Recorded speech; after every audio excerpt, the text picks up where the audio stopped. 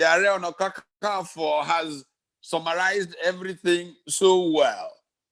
I think that what we must focus on, and I would like to begin, is the relationship between Igbo and Yoruba. I think that I have repeatedly said again and again and again that part of our problem is that we don't read history well. And I want to lead people to read the history of the human race as it has evolved. And one of the best writers on this subject is a man called Jared Diamond. Many of us may have read his book, his Pulitzer Prize winning book on guns and steel, and of course, the book Collapse, how countries or societies have failed through human progress, human history. One of the points that he makes in looking at how Africa evolved, by the way, the very base of human civilization or human regeneration, Africa, and people began to move away. And he looked at the waves of Bantu people and all of that. And he began to talk about how, if you look at language, before great sophistications came, basic things that belong to, like the body, how we try to get food, and you look at relationships in language, you will find people who were once the same people, after they moved apart a little and life got more sophisticated, their language developed sort of differently. So if you look at the Igbos and the Yorubas, you will find that the basic things like body parts, Imu in Yoruba is Imi in Igbo. Eti in Yoruba is Nti in Igbo. Enu in Yoruba is Onu in Igbo. And I can go on and on like that. I have been privileged to be one of those sons of this country who has lived in every part of the country. I was going to a secondary school in Indonesia when the Civil War started. A few months later, I was on the Nigerian side, and I continued school in Ibadan. Most of my secondary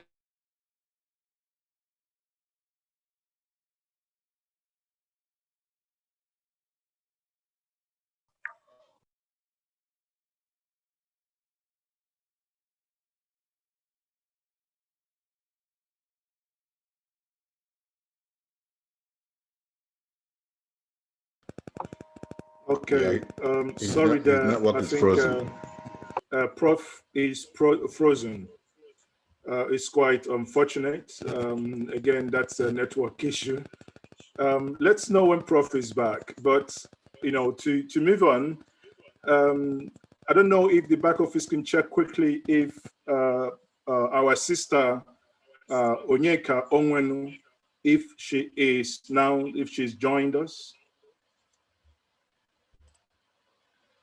Do we have Onyeka Onwenu in the house now? Let's check if Prof back. Is Prof back?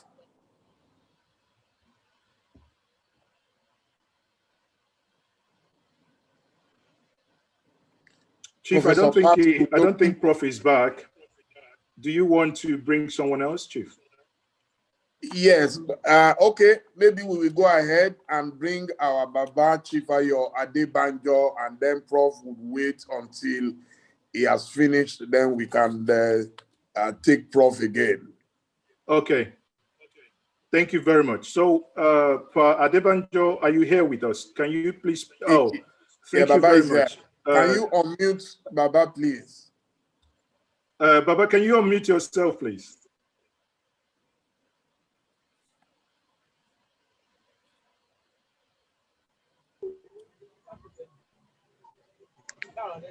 While you're being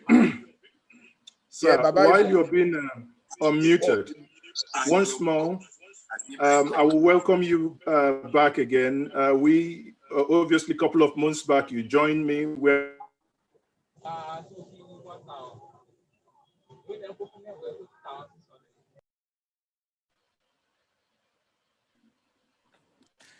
Maazi, please go on.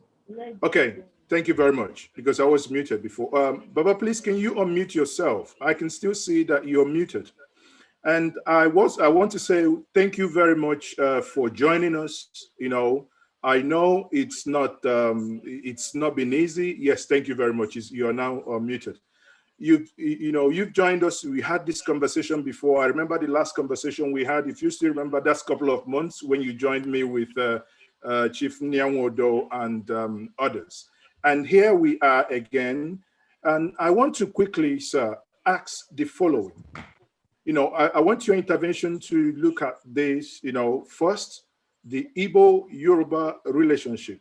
And we recently saw last week the message from Adeyinka grandson, who asked Ndibo to vacate Lagos. That was Monday. And, obviously some people took that serious, some people didn't. And what is it, as the elder we have in the house, what is your message to Ndibo today, especially those Ndibo in Southwest Nigeria, vis-a-vis the relationship between the Igbos and the Yorubas? Thank you very much, sir, once more for joining us. Thank you very much. I think I should take this opportunity to emphasize and educate our Igbo friends that you young people now must not encourage this dissension tactics that is being put to us. You are just emphasizing an unknown Yoruba person whom I even don't know. I've never heard of him. And you will notice that immediately that came out, the leader of Afenifere issued a statement to the zoning. It's on record. How can at this stage anybody telling us the Igbo should go away? Since when did we start? And I want to emphasize, when some time ago we had an assembly in Enugu, Handshake across the Niger, I said publicly that the Handshake across the Niger, as far as we are concerned, is not a favor to the Yorubas at all, or to the Igbos. We are not doing a favor. I didn't pacify you. I went to Enugu on that shake in the enlightened interest of the Yorubas. What many people of you don't know, especially those of us who started the battle from the beginning. We have all been oppressed by the section of the northern people. And the clamor the Igbos are now talking about is all our clamor. The Igbos are fighting an enemy they cannot defeat alone. The enemy is also oppressing the Yorubas, and the Yorubas cannot defeat them alone. But by the time the Yorubas and the Igbos combine together, we will send away the enemy. That's common sense. So the question of Handshake across the Niger, I always say, it's not a favor to the Igbos. It's a system in our own enlightened self-interest. If we really believe in the unity of this country on the basis of equality, it is not a favor at all. And I must warn those who don't want this unity to exist, and I'm now talking to our Igbo friends, you must take care that our enemies will be putting a lot of issues to separate us, and you must try to kill it.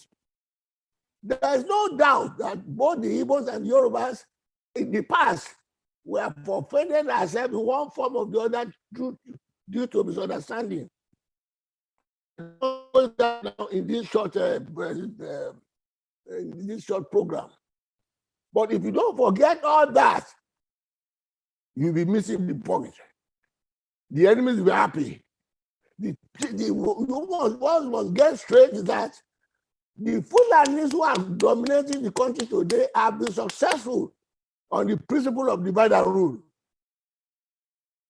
When your Yoruba says you don't have anything to do with the Igbos, they're only thinking of when the northern people are using the Igbos against the Yorubas without their knowledge. But as far as the Yorubas are concerned, I know from the beginning that We can't avoid being an enemy to the Igbos. We must find our presence jointly. But unfortunately, that happened. Now they want to use the Yorubas against the Igbos. Those of us who lived through the period of separation, they caused the dissension between Awolowo and Akinola. And we know the result today. I'm old enough to, I was present. It's not a question of being told the story. And we know all that passed all that wrong. All the time they tried to bring dissension between the Igbos and the Yorubas, we know what has been the result. And what many people don't know is that even before independence, at the election, Shifaulo offered to serve under. I'm repeating it up to time. Don't go with these northerners. I will serve under you. It's on record. Who is out telling us that we don't like them? Unfortunately, the colonialists and all that got in. And I think, I must say rightly now, with the retrospect, if Dr. Azikwe were alive, we now know that he made an error of judgment by going with the North. If the action group and the NCSC are combined at that time, we would have formed the government. But that is gone. My view now is that we don't do it into the past about the errors of either side. What is the way forward? The way forward for us to join together for the unity of this country. And then when you talk about the question of structuring, question, I want to bring all these arguments together, whether anything can arise after the question. And as Iba said, and I think the co-operator was trying to get him wrong, but he got himself right later. It is not the question of self-determination we are after. And I have always said it too, that anybody opposing restructuring is an enemy of the United Nigeria. And I even pinpointed that Buhari is an enemy of the country by not restructuring. But if you don't restructure, this country can't stay. That's a main statement of fact. And that arises from what Iba said. And I repeat, I am not opposed to self-determination. But the self-determination is the last resort. After making all the attempts that we will come together on the basis of equality, we are not going to beg to be part of Nigeria. And I've always repeated, and I repeat it again if I'm right. I hope Nnamdi Kanu is around. I said, all the laws you are accusing Nnamdi Kanu on, we pipe down. And many of us talk to him, what will he get?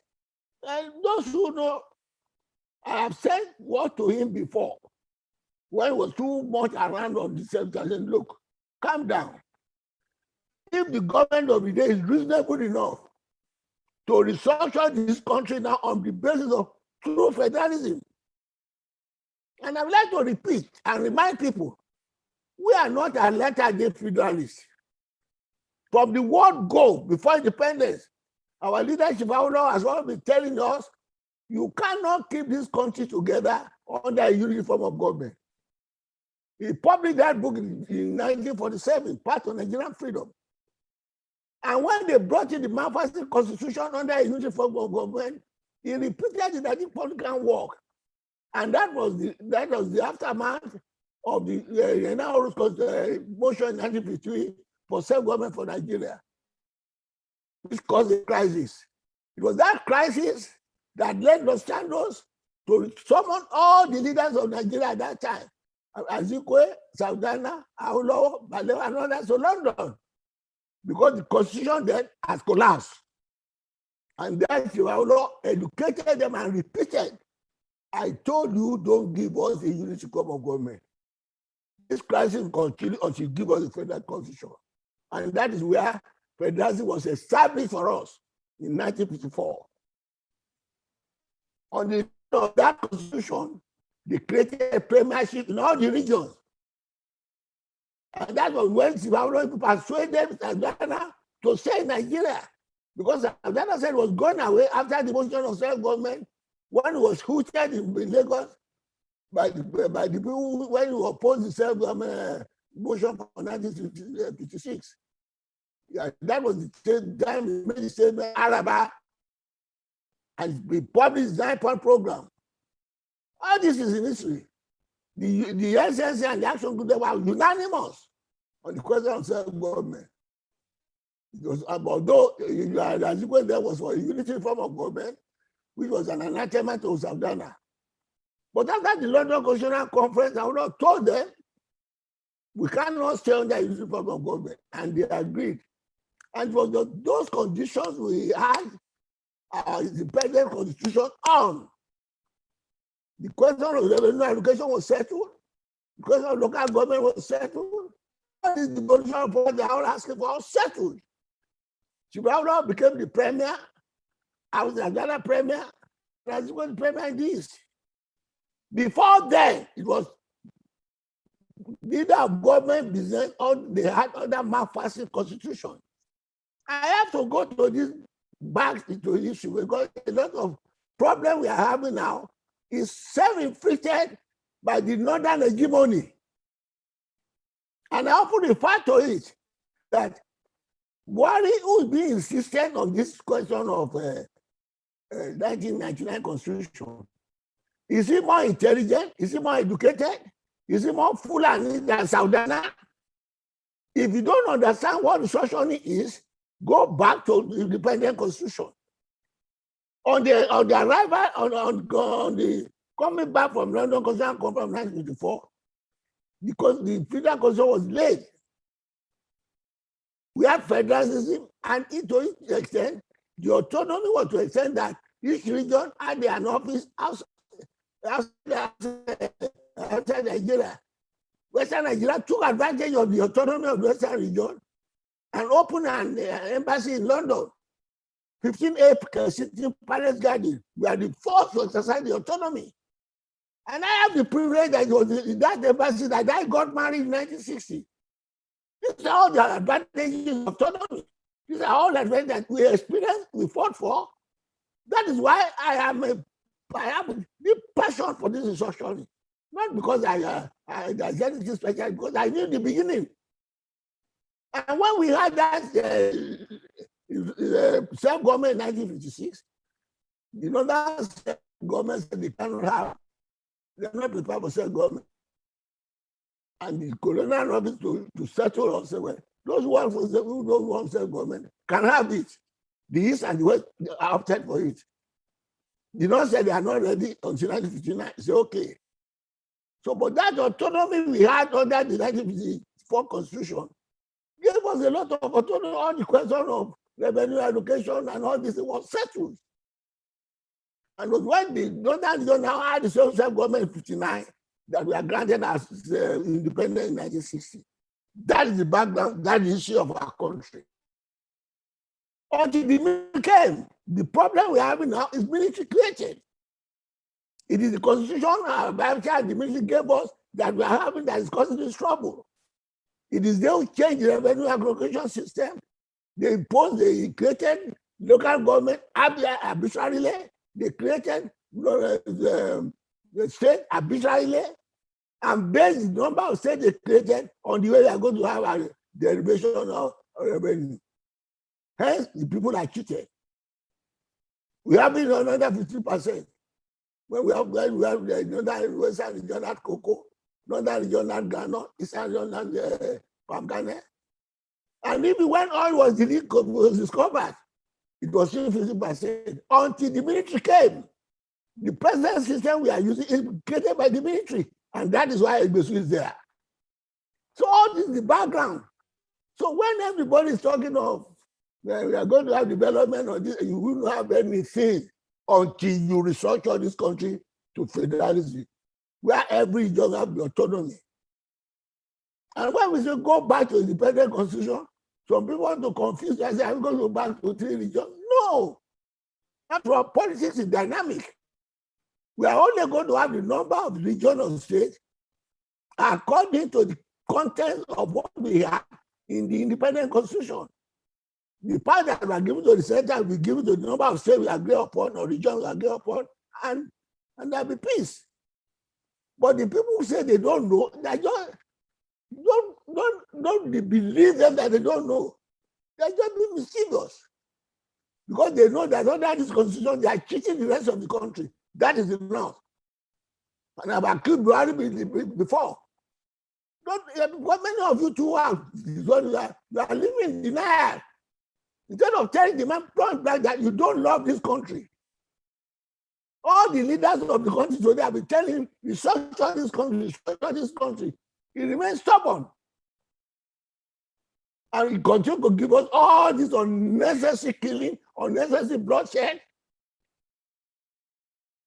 So it's in the interest of everybody that we restructure.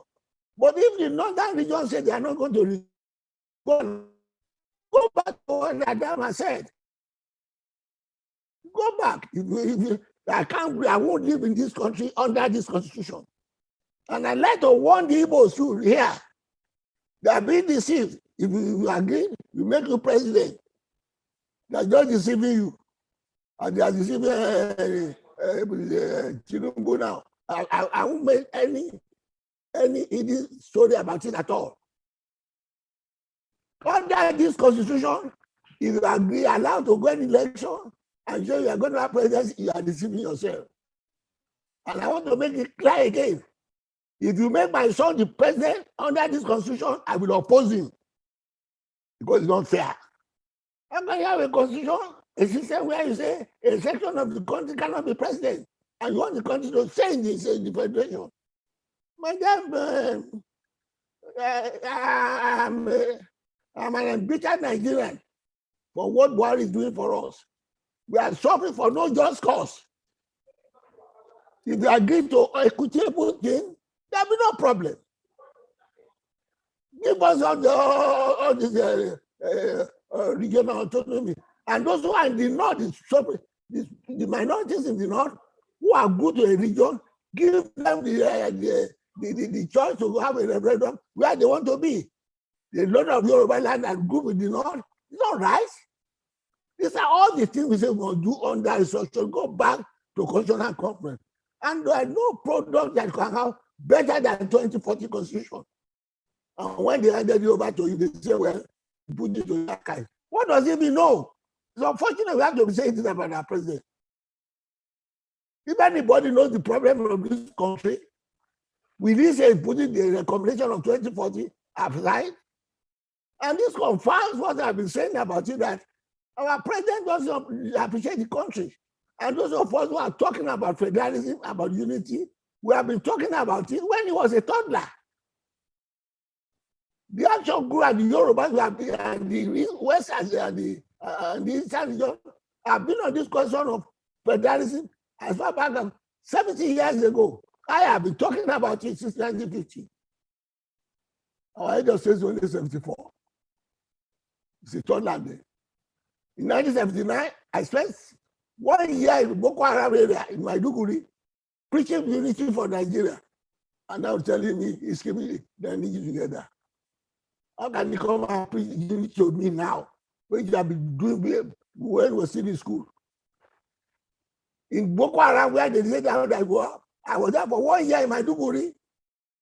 The UPN had the candidate there, Paul Bassi. He died about a month or two ago. And then come on, don't go and tell us that you want to separate the country. That's why you want to do this. More than that. But let me warn the Igbos and then ourselves. They will like to be putting all boots back to our unity. You must turn your deaf ears to it.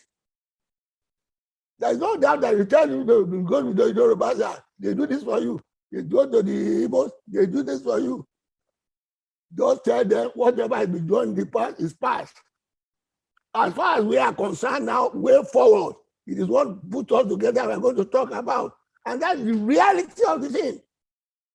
Anybody talking about any progress, any election, about anything in this country now, you don't restructure now, you are looking for the separation of the division of the country. No more. I'm done.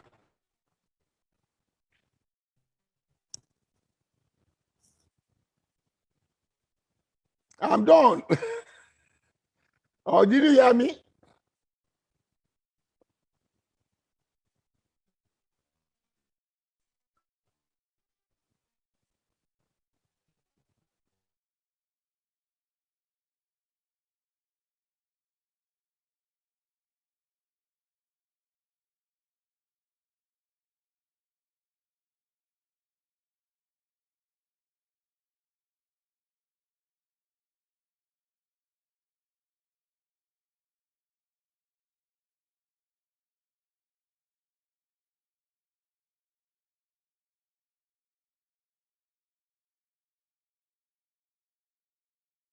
that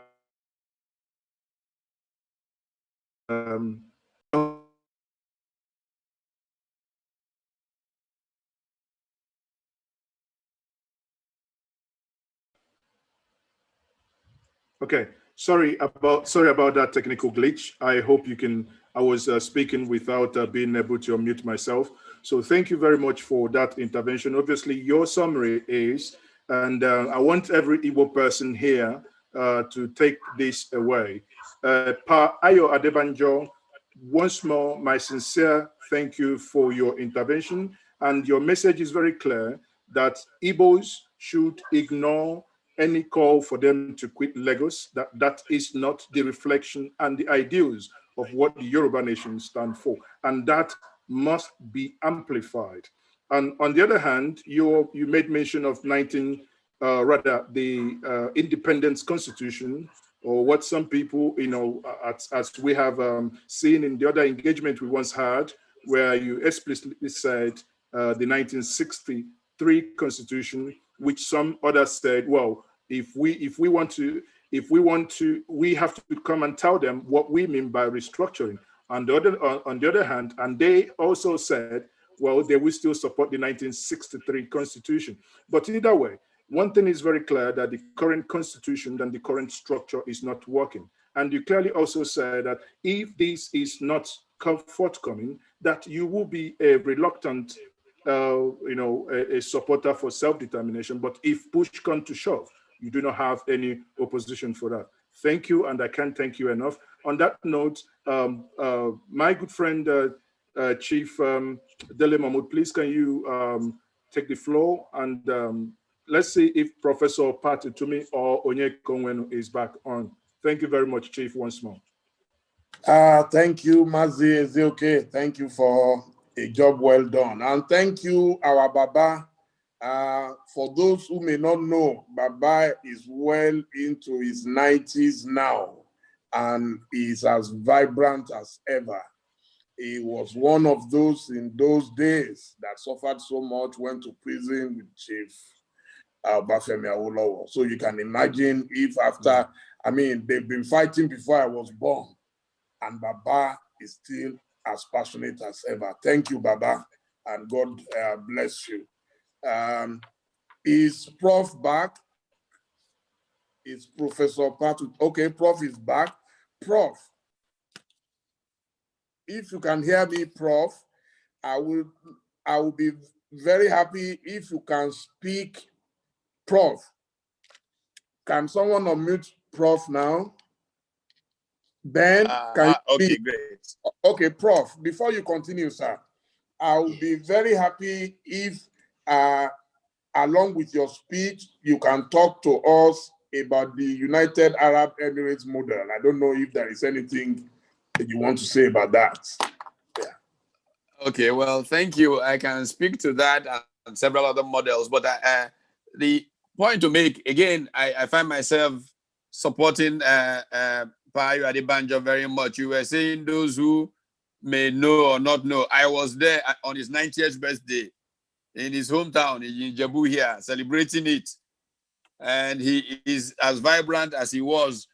It was he who many years ago began to say to me, you cannot be an activist.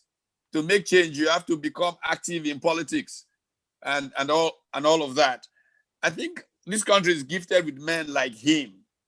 I also want to say that in this business of building this bridge across the Niger, and I was giving the antecedents of how the relationships have grown and have been from time immemorial. I had the good fortune of hosting a meeting of elite of the Igbo nation and the Yoruba nation in my home here. Payo Adebanjo was one of them, Dr. Kolade, Professor Iruku, Ikenwachukwu, and so on and so forth. And I'd like to make a point that was made at that meeting by the convener of that meeting. He said, he was speaking to one of his Yoruba friends about the need for Igbo-Yoruba unity algorithms that have been projected, and that was Igbo. So he said he kept quiet for a while. And then after a few minutes of talking, he said to him, by the way, how is your wife? He said, oh, Ngozi, oh, she's fine. It shows the folly in these stereotypes that have been created that make us sometimes fight even our own selves. And the person who was reacting so Igbo care, turns out his wife is an Igbo. And so we need to get away from these emotional things that pull people away from more rational conversations. The real rational conversation is that we have been denied progress by focusing on a system that is so inclined towards consumption and sharing. Oh, there is oil is coming from wherever it is coming from. What is our own share? If we can corner things, let's get more share. I was speaking this morning at another platform, and I went back to local government administration. You know, before the 75, 76 reforms of local governments were not part of the fiscal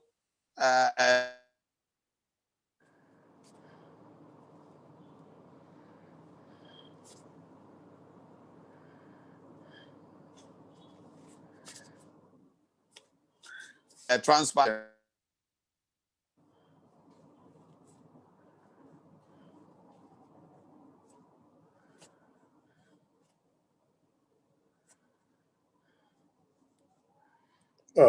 We are having problems with Prof's internet again. We are having problems with Prof's internet again.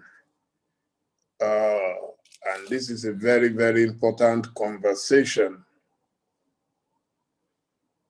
My darling auntie is here. Onyeka Onwenu. How are you, ma? Please, Ben, can you unmute my very dear auntie Onyeka? Please, please, please. While we await Prof, can we unmute auntie Onyeka? All right. Can you hear me now? I can hear you loud and clear, dearest auntie. Good to see you, sir. Good to see you. Thank you, ma. And good to see everybody else. And thank God this kind of meeting is going on. Thank God. Thank you very much for hosting it. I can talk now, can I? Yeah, please go on. Oh, okay. For me, one thing that is very important right now is the unity of our people.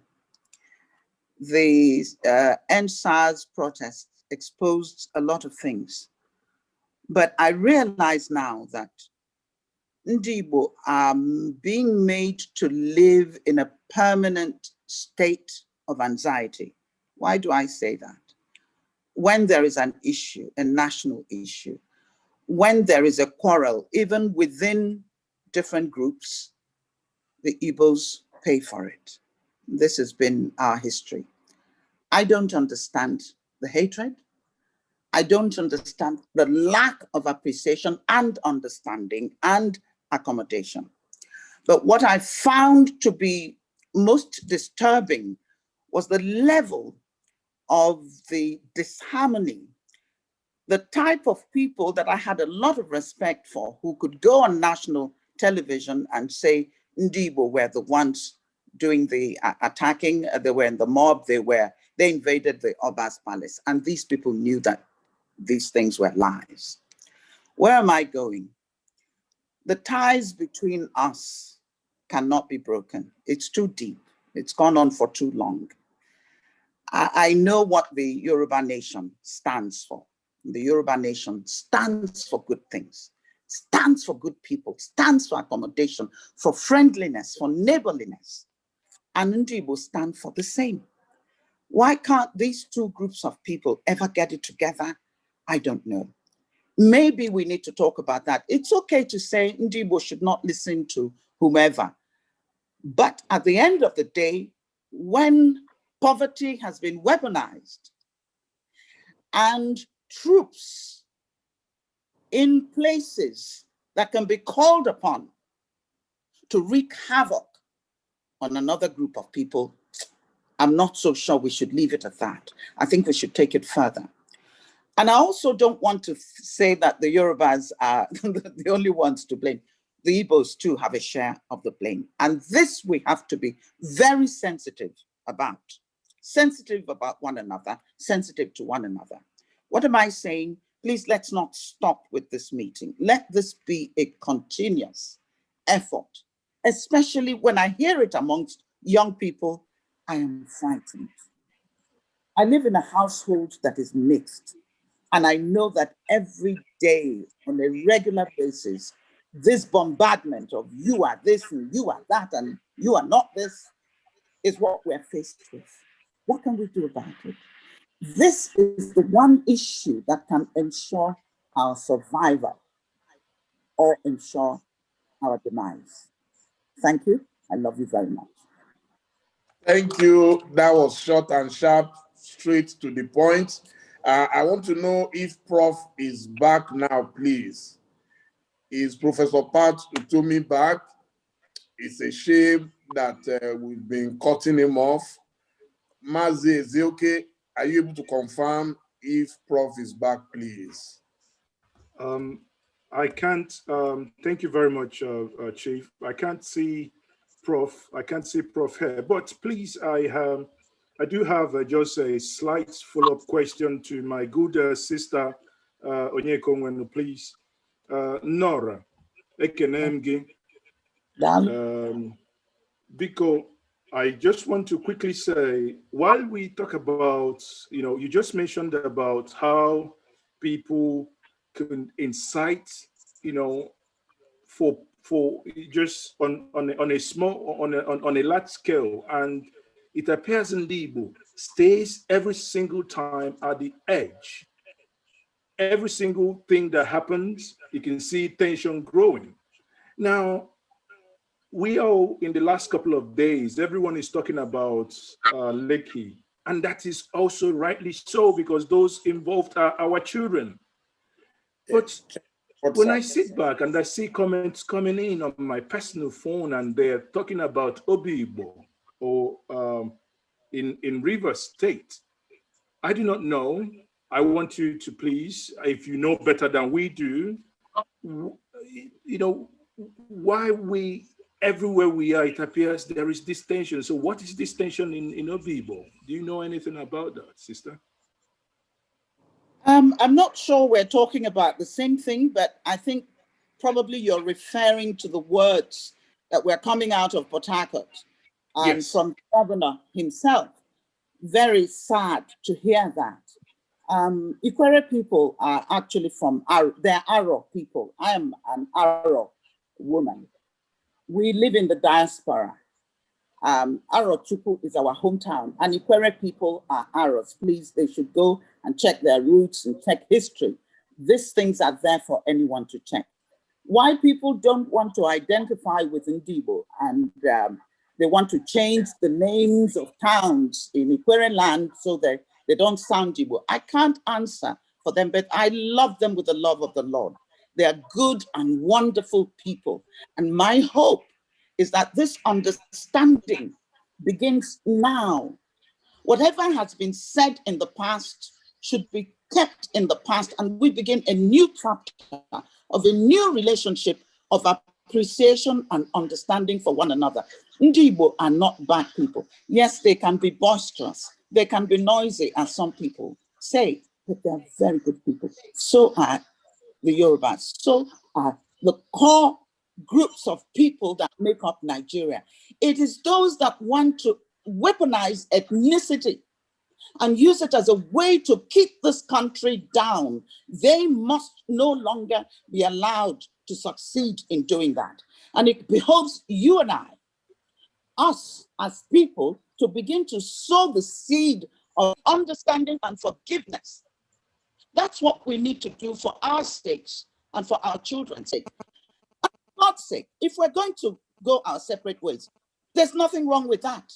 Let's sit around the table and talk about it. There are international laws that cover such engagements, and it can cover us. Whatever investments Ndibo, Lagos does not belong to Ndibo. We know that. Whatever investment belongs to Ndibo, but we've helped to build up Lagos as we have done everywhere else that we are. That's just who we are. But Lagos is not ours. And if we have to go, we go. But there has to be a way to settle this matter in a way that everyone is covered. And you're not saying to Ndibo, we're now going to kill you and drive you out of a particular place and take over your property. No, that's wrong. That just should not happen. So Obibo, Rumibo, whatever anybody said, those are my brethren. And I love them as such. And I would never accept their hatred of me because of where I was born into, because I'm a woman, or because I am an Arab woman, or whatever, or because I'm married to Yoruba. Who knows what the prejudice is? I really think that we have to put these things aside. Hey, we are people who have something here. We are blessed, we're reasoning people, we're talented people, we're educated people. If you didn't go to school, you went to the school of your home, of your hometown, and what your parents taught you. And parents, let's begin to sow the seed of love and understanding amongst our children. I can put up with it with older people, but when I hear young people spout out such hatred, I lose hope in Nigeria. Thank you. Okay, Maazi, is it okay? I have a special announcement. Yes, I was just going to bring him in. Hello? Ben, okay. Yes, when Baba Adebanjo was speaking, he asked for Maazi Nnamdi Kanu, and here he is. So I had to send a message that Baba Adebanjo just asked of him, and it seems that this platform will not be complete if we don't hear from Maazi Nnamdi Kanu, because he has been a major protagonist in this debate. So you are welcome, Maazi. It's good to see you again. Thank you, Dele. Thank you very much. Thank you very much. You can take the mic now. Thank you very much. I thank you sincerely from the bottom of my heart for having me once again. And I saw my dear mommy speaking a short while ago. I caught the tail end of what she was saying, and it is a unique privilege and honor to be mentioned by somebody like Pa Ayo Adebanjo, a man I have not hidden my love for, neither have I tried to shy away from extolling his virtues and my immense admiration for his studiousness, for his truthfulness, for his fearlessness. He's a man that I respect. I wish we had someone like Pa Ayo Adebanjo in Ohaneze or Pandev. Things won't be the way they are. I love him immensely, and he knows that very much. And I feel humbled that he was able to mention my name. And I also understand that Iba Gani Adams is here with us also today, and also Pa Fasuranti as well, a man that I have immense respect and admiration for. When I remember these men, when I remember Pa Adebanjo, I remember Gani Adams, Pa Fasuranti, these are the people that give me hope and reassurance that what obtained in the past is no longer going to happen. I am very, very pleased to be alive in this very generation, to be able to have such people lead the Yoruba nation, because I now know that we are all in safe hands and that the old divide and rule is no longer going to work. I believe in self-determination via the route of a referendum. There are people who may canvass for Nigeria to continue the way it is presently constituted. There are people who may even want to suggest restructuring. But we must bear one thing in mind. The same people that rejected restructuring in 1967 and 1968 are the same protagonists who are today still rejecting restructuring, by which I mean the British government and the Fulani Janjaweed Caliphate. They do not want it. They cannot grant it because they think it will be detrimental to their survival or to their hegemonic tendencies within Nigeria. Therefore, I will recommend, or I will suggest personally, that people are entitled to hold whatever view they feel they are comfortable with. But for us, it is self-determination via referendum. And I do hope and pray that, who knows, one day our children may vote to have Oduduwa and the Biafra nation, one as a southern, whatever they may call it, I'm sure it's not going to be Nigeria, and to decide to run their lives the way they see fit. As I heard Mommy Onyeko when he's saying before I joined, she alluded to the fact that we share a lot of things in common. I think that most of the banter and perceived rivalry between the Igbos and the Yorubas is just something that obtains between Scotland and England. People just banter. They believe in competition. There is a healthy rivalry, but it would never ever degenerate to the point whereby one evening you wake up and you hear that Yorubas are killing Igbo people in some part of Lagos. It will never happen. The same thing can never ever happen in Igbo land either. But it is because we have allowed ourselves over the years to be controlled by forces hell-bent on dividing us, because they understand the game very well. Once we divide you, we conquer you. And once we conquer you, we set the narrative for you. And that narrative is that the Igbos and the Yorubas can never come together. And I'm sure that programs like this have, put a light to that. And I do welcome it immensely. Thank you very much, Dele. Thank you.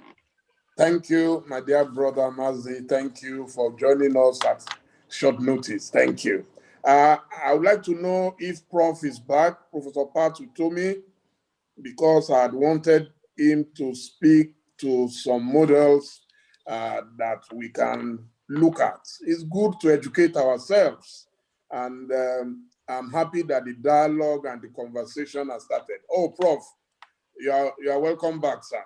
I hope your internet would allow us now. Yes, I'm so sorry. I think it is people trying very hard, even as I ignore them, to call through on the other phone. So I have taken up another phone. I had actually several devices on at the same time.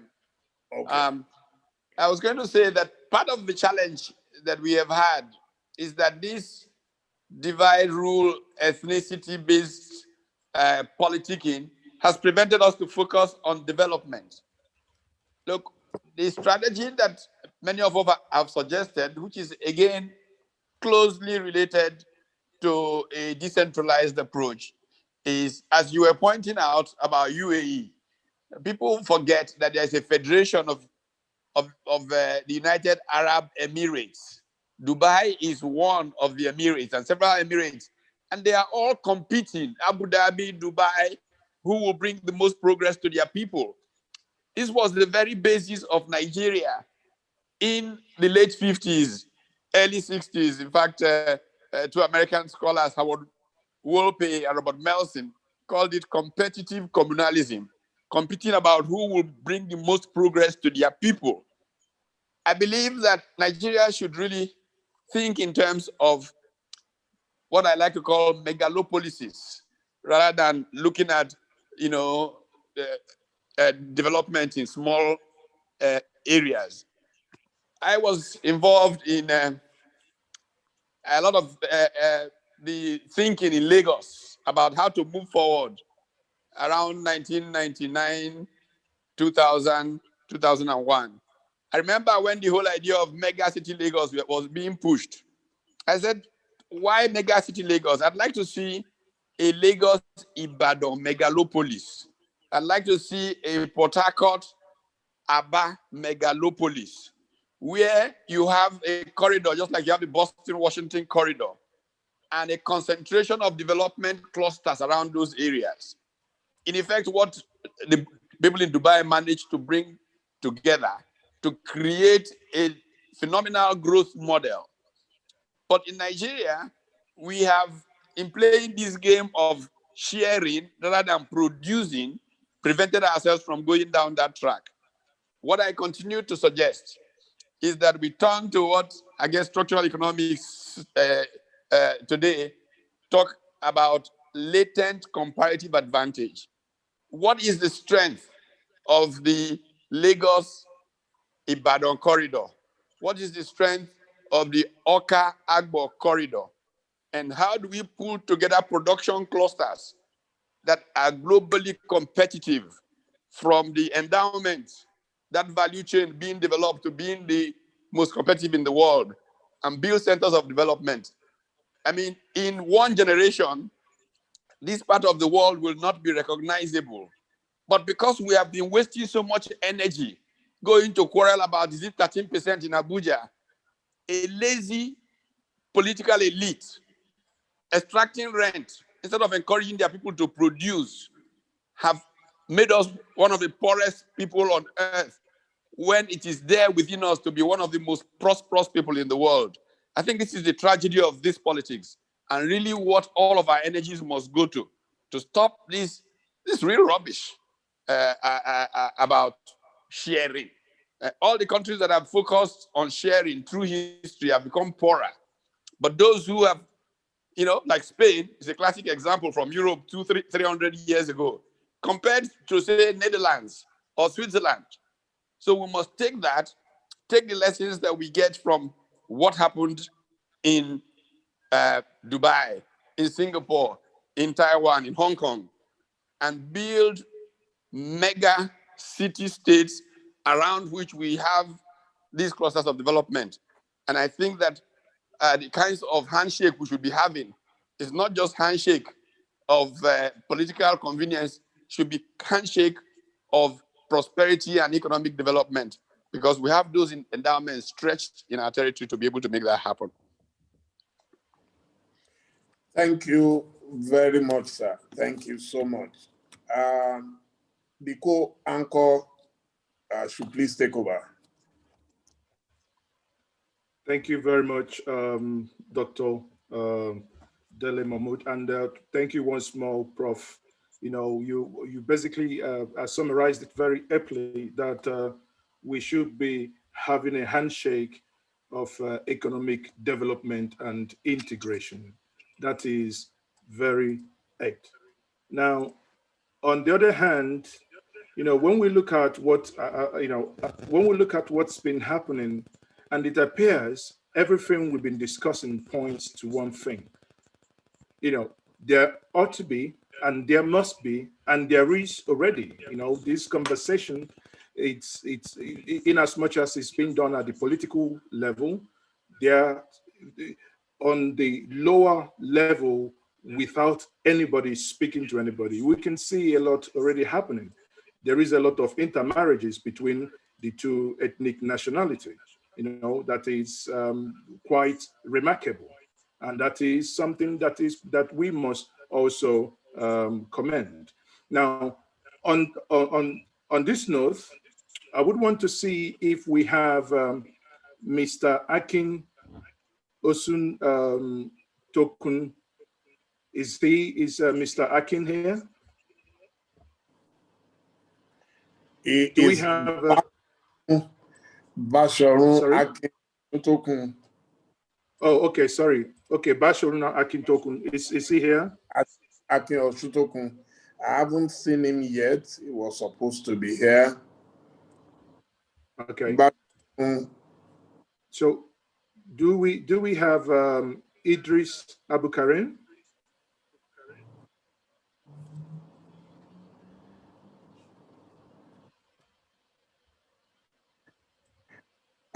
If they are not in, would you kindly read some of the comments?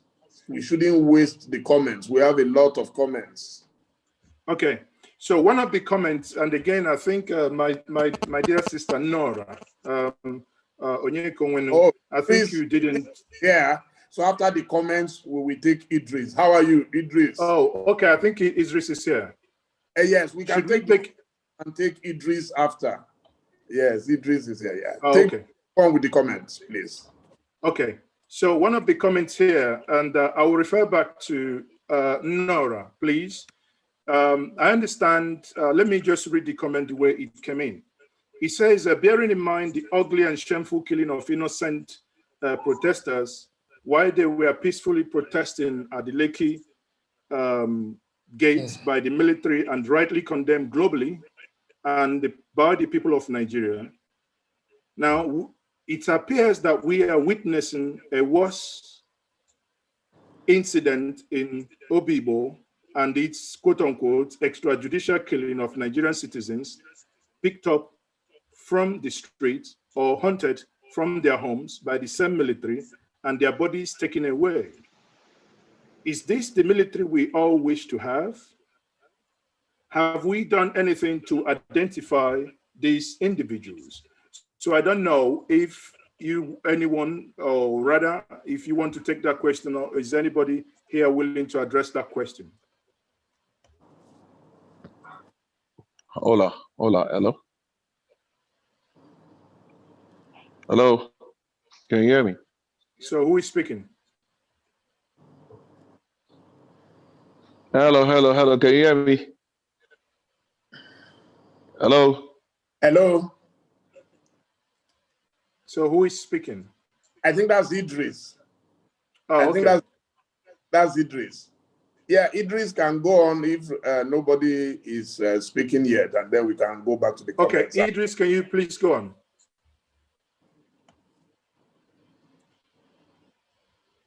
Control, can you spotlight Eedris? Eedris, you can go on. We can hear you.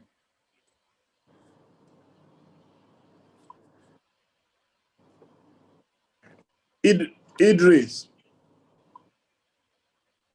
Unmute Eedris. Ben, please unmute Eedris. Hello? Okay, we can hear you now. Eedris, we can hear you now. Great. Great. Bachelor, thank you so much, sir. It's a great privilege to be here. It's a great honor. Our daddy, Pa Banjo, my Yoruba leader, Iba Gani Adams, my beautiful, lovely sister, Auntie Mitul Sure, Auntie Oika Wenu, thank you so much. This is a beautiful moment for me. I think everybody has a point in every fact that has been talked about. The killings that happened on the 20th, 10th, 2020 is a very, very sad one. To the fact that the governor of Lagos State, Sanwo-Olu, actually, denied, sending the soldiers to come and rain bullets on peaceful protesters. They were protesting about police brutality, protesting about good governance, protesting about nepotism, protesting about bad leadership, protesting about so many other things, It's so sad. If life can be protected in Nigeria the way it's going, I think the best thing to happen is for everybody to go their separate ways, just like Nnamdi Kanu has been preaching. Same way Iba Gani Adam has been preaching too. Some part of the country feels like, we're in charge. The country is ours. I've seen a couple of Hausa people where I grew up in the North. I see them, they tell me to my face, like, listen, the North owns Nigeria. It's a sad situation. I will advise that we all go back to regional governance where everybody can control their resources. And also the police brutality that happened on our street every day. A couple of friends came back from America the other time, police arrested them, took them to the police station, forgetting that the taxi driver that actually brought the guy was still around, and he told the guy that, don't worry, I'll come tomorrow morning and pick you up, In the morning when it came, thank God, the two policemen that arrested him from the airport were still there. And it was like, where is the man I brought from the airport that you guys arrested yesterday? They actually killed the guy and buried him because they found dollars in his pocket. It's sad. I feel very emotional every day when I see the situation presently in my country. For example, 20 years ago when I sang the song, Nigeria Jaga Jaga, the then president came out and say, that boy will sing Jaga Jaga, now your papa and your family Jaga Jaga. It's so sad that when you speak the truth in this country, people feel, get to hate you for speaking the truth. But the truth is Nigeria jaga jaga. And until we go back, until we restructure Nigeria, Nigeria will never be the same. When nobody's happy, Igbos are being marginalized, certain Kaduna people are being marginalized, the Middle Belt has been marginalized too. You know what I mean? I think the best thing is restructuring, and if the restructuring is not happening, let everybody go on their own. Let everybody go their own way. You know what I mean? Let's go back to Let's go back to regional governance, federalism. That's the only way. For goodness sake, how can a governor send the military to come and rape bullets on innocent protesters in 2020? For goodness sake, this is international. This is international crime, man. It's unfair. Listen, there's no way you can use money to buy everything. It's not going to happen. People are wiser. I mean, 20 years ago, some of the youth that came out to protest today were 10 years ago, some of them were actually looking at, is this man all right? Why would he sing a song, Nigeria Jaga Jaga? Is he okay? Is he smoking pawpaw leaf? What's wrong with him? But today, I've been vindicated. They all believe that truly Nigeria Jaga Jaga. We need to learn how to accept the truth to our faces of the truth, whether you like it or not. You know, so it's a saddened situation. It's so sad. It's so sad, and the governor should just own up onto his responsibility and say, yes, I call them to shoot the innocent protester and apologize, and let's move on. But Nigeria is not working the way it is. So I think the best thing is for us to restructure or go back to regionalism. Thank you. Thank you very much. Thank you. So Chief Host, you can go on. Yes, I think I'm trying to reach out to two very, very important people. I'm working on that in the meantime, so let's go ahead with the comments. Oh, Basharun is here. He's the one I'm calling. The man at Oxford University. Oh, how okay. are you? Basharun Akin Osutokun. Eka Bosori Eto, how are you?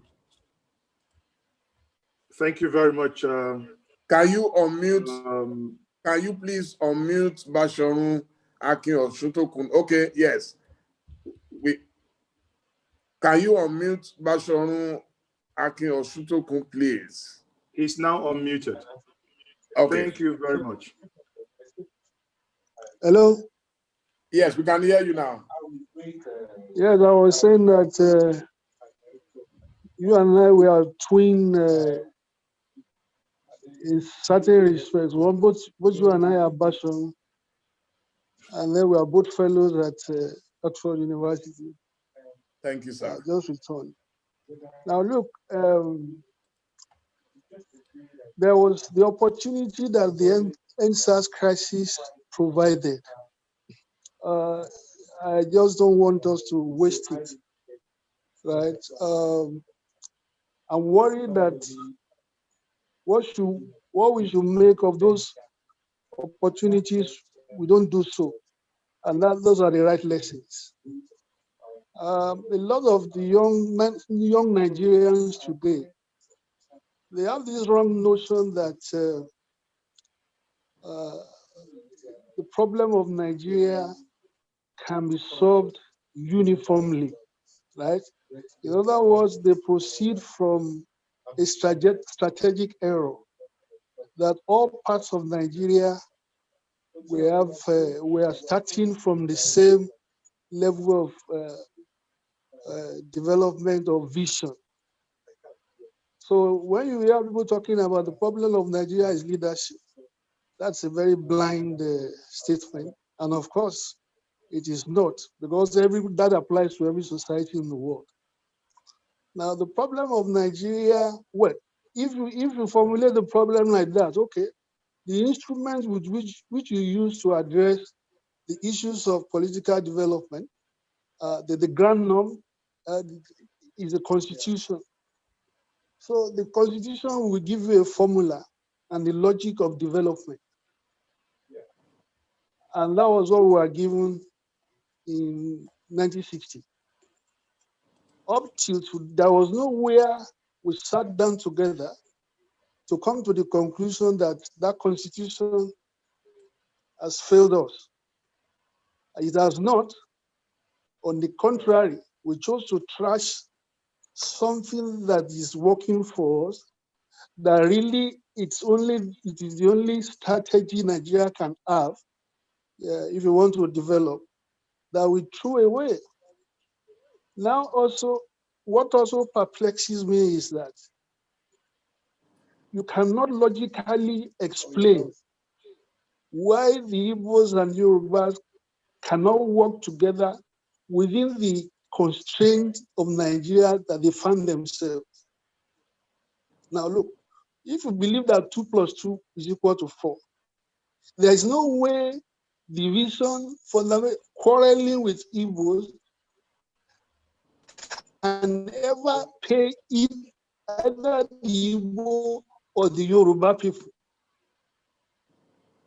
I find it amusing that professors find this fundamental position. It is so simple that you wonder what else could you do? I mean, this is when it leads you to some absurd, conclusions about saying that somebody did something spiritually or what, because it doesn't make sense.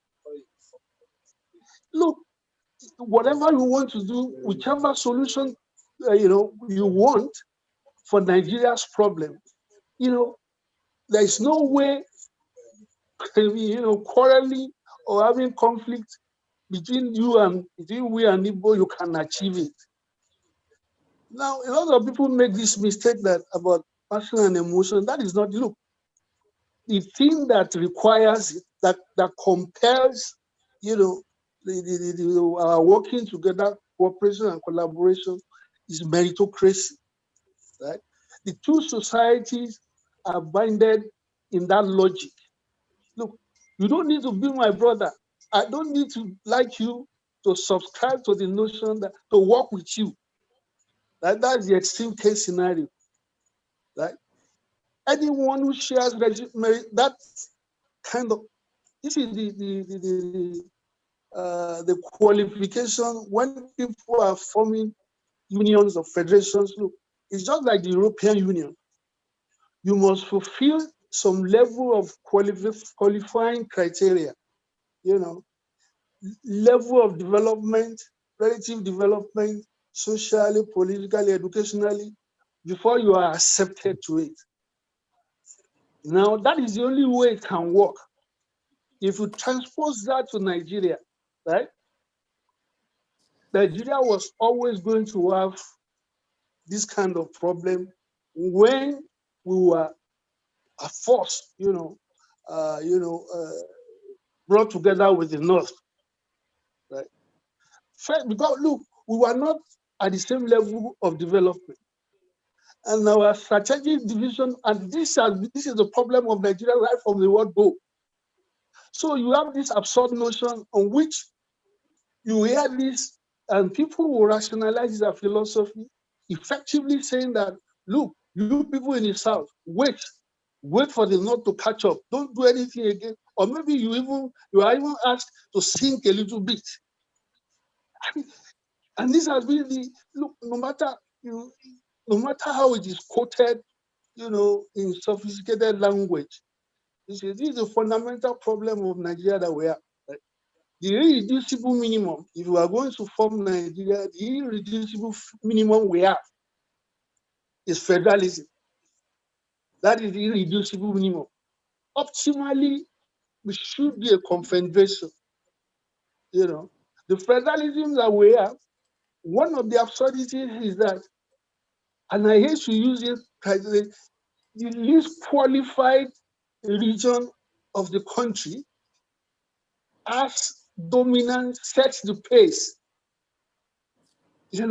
for the more qualified ones. Look, so right from the word go, you have a disabling factor, that disabling factor. Now, what they do, they are not as, is that they are politically wise.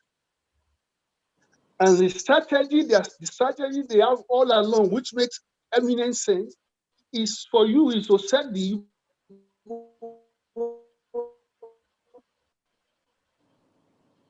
Igbo and Yoruba at perpetual conflict.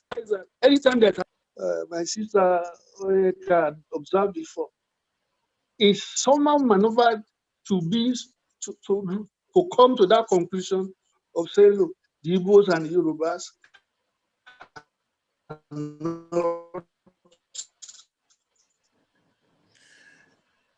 Bashorun, we seem to be having problem connection.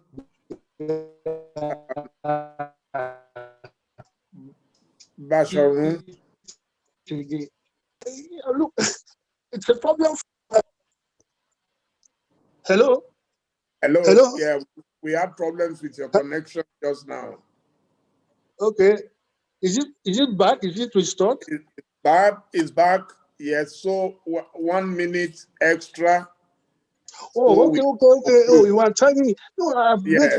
made the point I wanted to make. So all I'm saying is that, look, it's something that is confounding to me, and we individually we should try and go back, let each and everyone who is in this meeting go back and reflect at the logic of your position. If you have an objective to achieve, right? So go and think of how best you can arrive at that objective. When you do that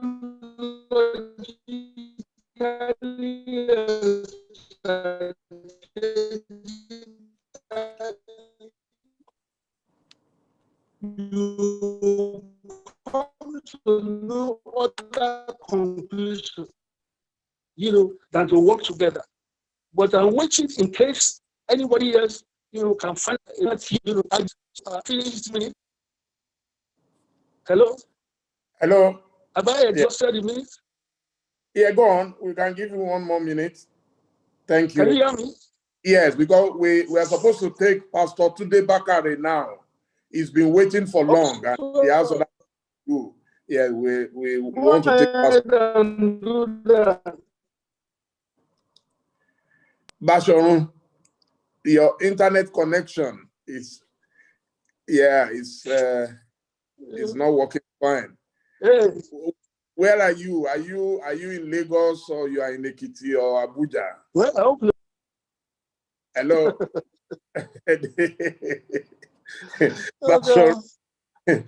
So Bashorun just got back from Oxford, where he's been on fellowship.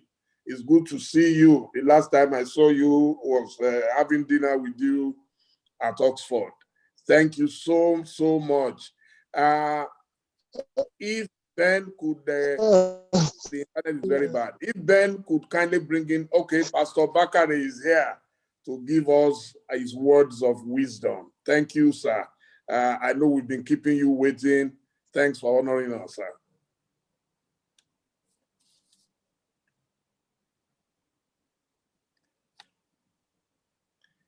Hello, sir. Hello, sir. I can put you online. No, I'm here. Okay, sir. You're welcome, sir. Thank you so much for joining us, sir. I'm here. Yes, sir. It is my pleasure. And thank you for putting this together. The Nigeria of our dreams can never become the Nigeria of our reality until we all sit down together to begin to think of what that Nigeria will be. The best dreams come to pass when you are awake.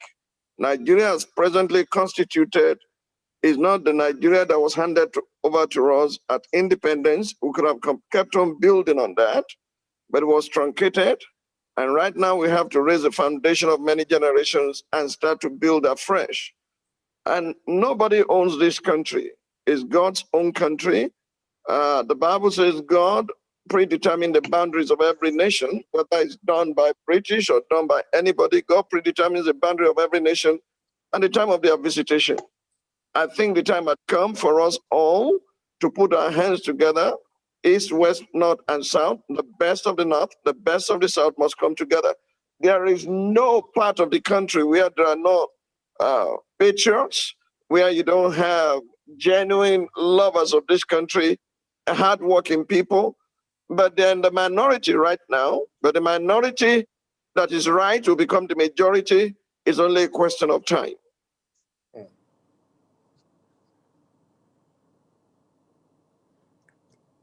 Please go on, sir. I would want to encourage everyone in this Zoom or webinar meeting to come to terms with the reality that things cannot continue this way. This nation is bleeding from all ends. And it's a pity that we have allowed those who have very little understanding about governance to continue to dominate the political landscape of Nigeria. The likes of Chief Obafemi Awolowo and the founding fathers of our nation prioritize the welfare of people. Today, education has gone south, it's gone down the drain. The education we received took us to the nations of the earth.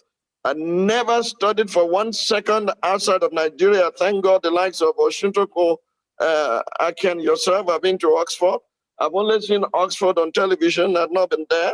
I studied here in University of Lagos, and I've lectured in universities abroad because of the quality education that I received. Today, education is not, capital development is not prioritized. Almost everything about our nation. In fact, when part of the Constitution says that an imposed constitution, that is, when that part of that Constitution says the purpose of government is the security and welfare of citizens, you know, everything in that section of the Constitution is not just teachable. You cannot show it. It's received on daily basis that we have a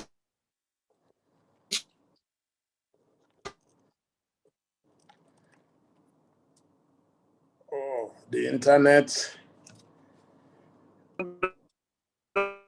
The internet. Republic, and it's not.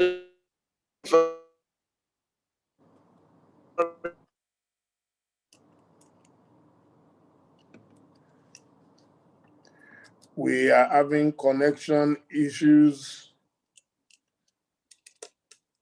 It's been going very fine. Ben, can you hear me, please?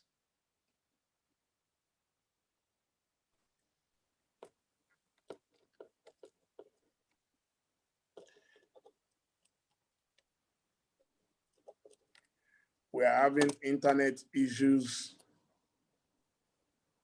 Well, I can hear you clearly. Oh, okay, sir. If you can hear me, sir, please continue, sir. Ben, please spotlight Pastor Bakare. Please go on, sir. Okay. I believe I'm fully persuaded that the rage of the poor we just witnessed is a wake-up call. You can call them hoodlums, you can call them hooligans, you can call them what you like, but they are Nigerians. They are deprived people. They took lunch.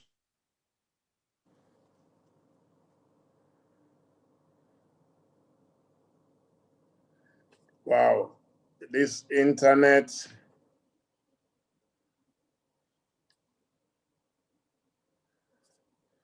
SARS is not just a unit of the police. SARS is not just special anti-robbery squad. SARS is state-aided robbery.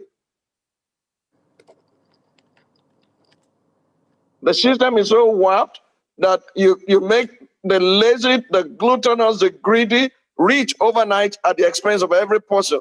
Oshishawa alone is what the Yorubas call it.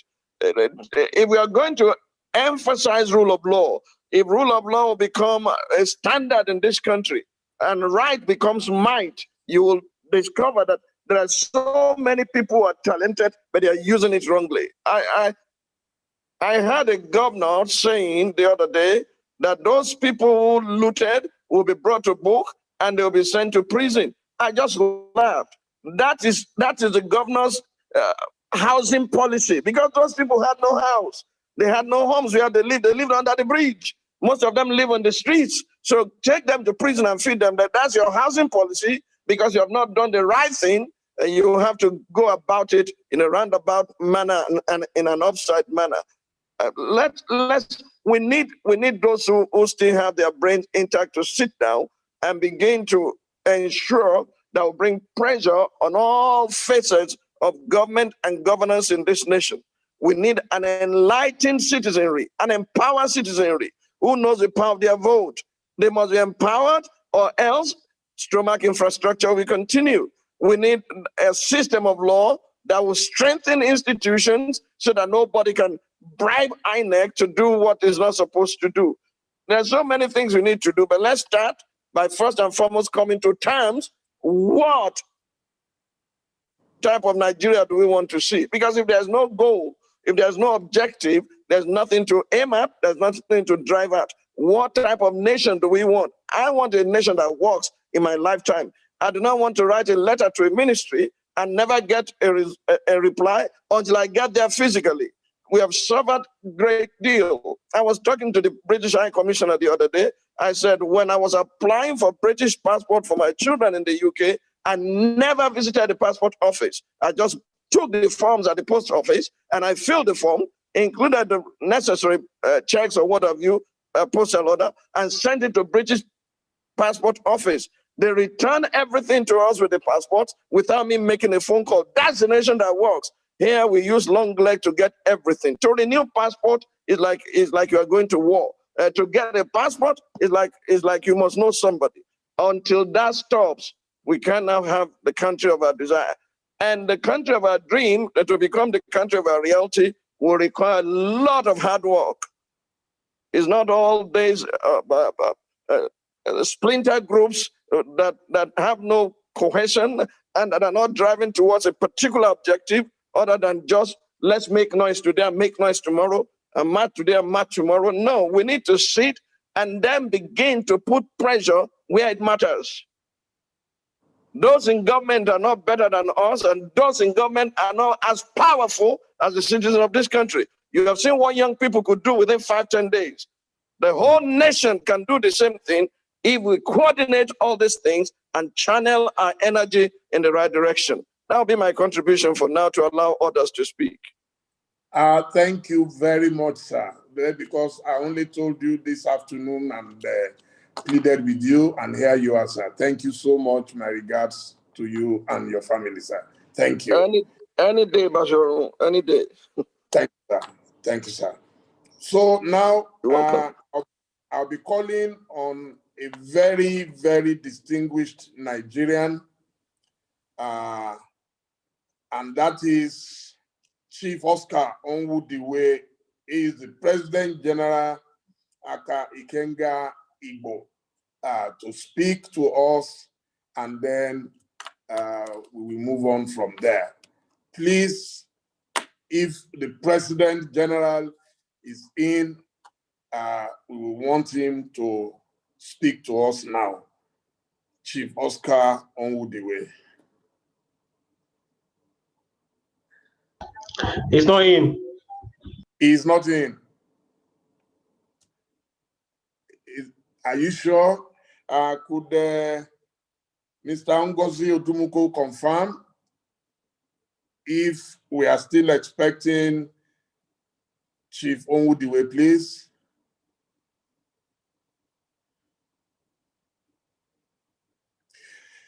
Okay.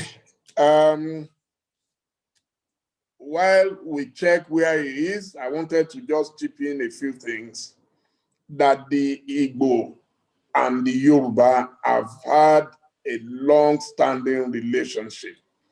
Growing up in Ile-Ife, I remember that even at a point, Chief Obafemi Awolowo picked his running mate from Igbo land, and I think that's Chief Philip Umeadi. I'm sure that can be corroborated by those who know a bit of the history of Nigeria. I mean, that's to tell you that despite all the propaganda and the division between the Igbo and the Yoruba, they've always worked together. I also remember that when the Civil War started, one of the greatest Nigerian poets was Christopher Okigbo, and Professor Wole Soyinka took a risk of traveling to go and check on his friend, and he himself landed in prison at that time.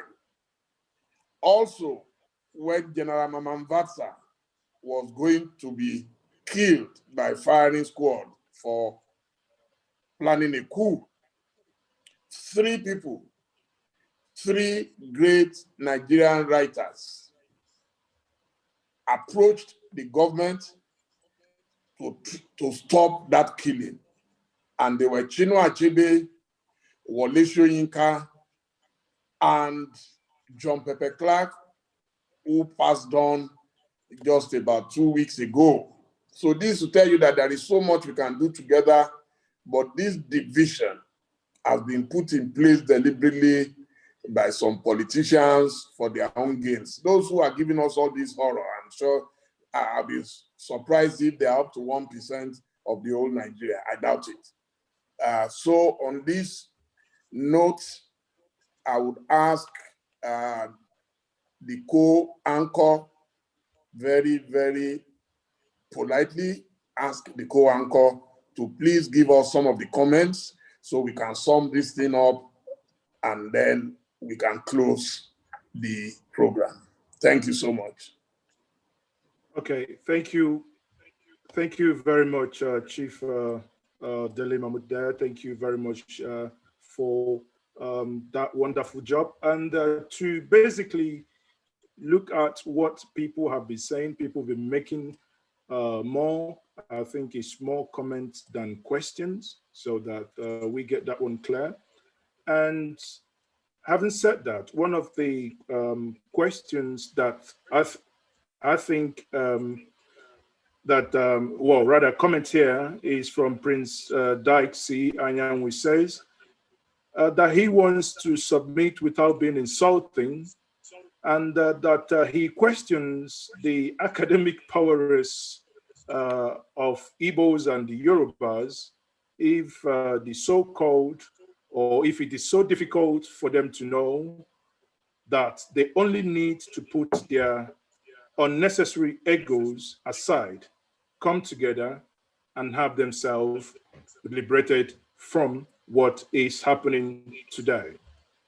Now, I think before I go on, I think if Dr. Pastor Tunde Bakare is still with us, I do have a question of clarification, and this is based on, I have it as a personal message as well that came in, but obviously it's something those that have known you and followed you for so many years, you've been an advocate of replacing state of origin to state of residence. You know, as it is today, within the context that where the nation finds itself today, what would be are you still advocating for that? And if yes, how do you think that such could be achieved within the state that we're in today? Thank you very much, Pastor. Thank you very much for that question.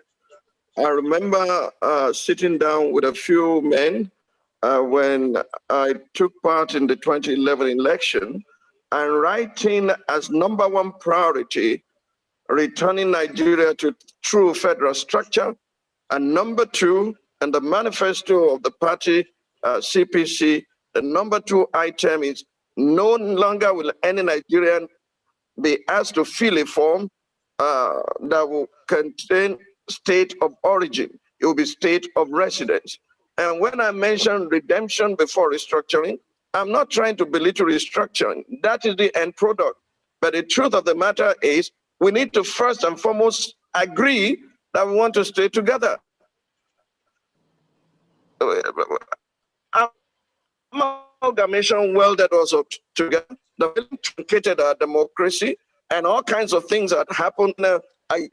A system that we call federalism that is nothing but, well, let me not even go that route. Till today, I still believe that with good men in charge of our affairs, with trustful give and take, we can sit at the table of brotherhood one more time. We've done it at the national conference.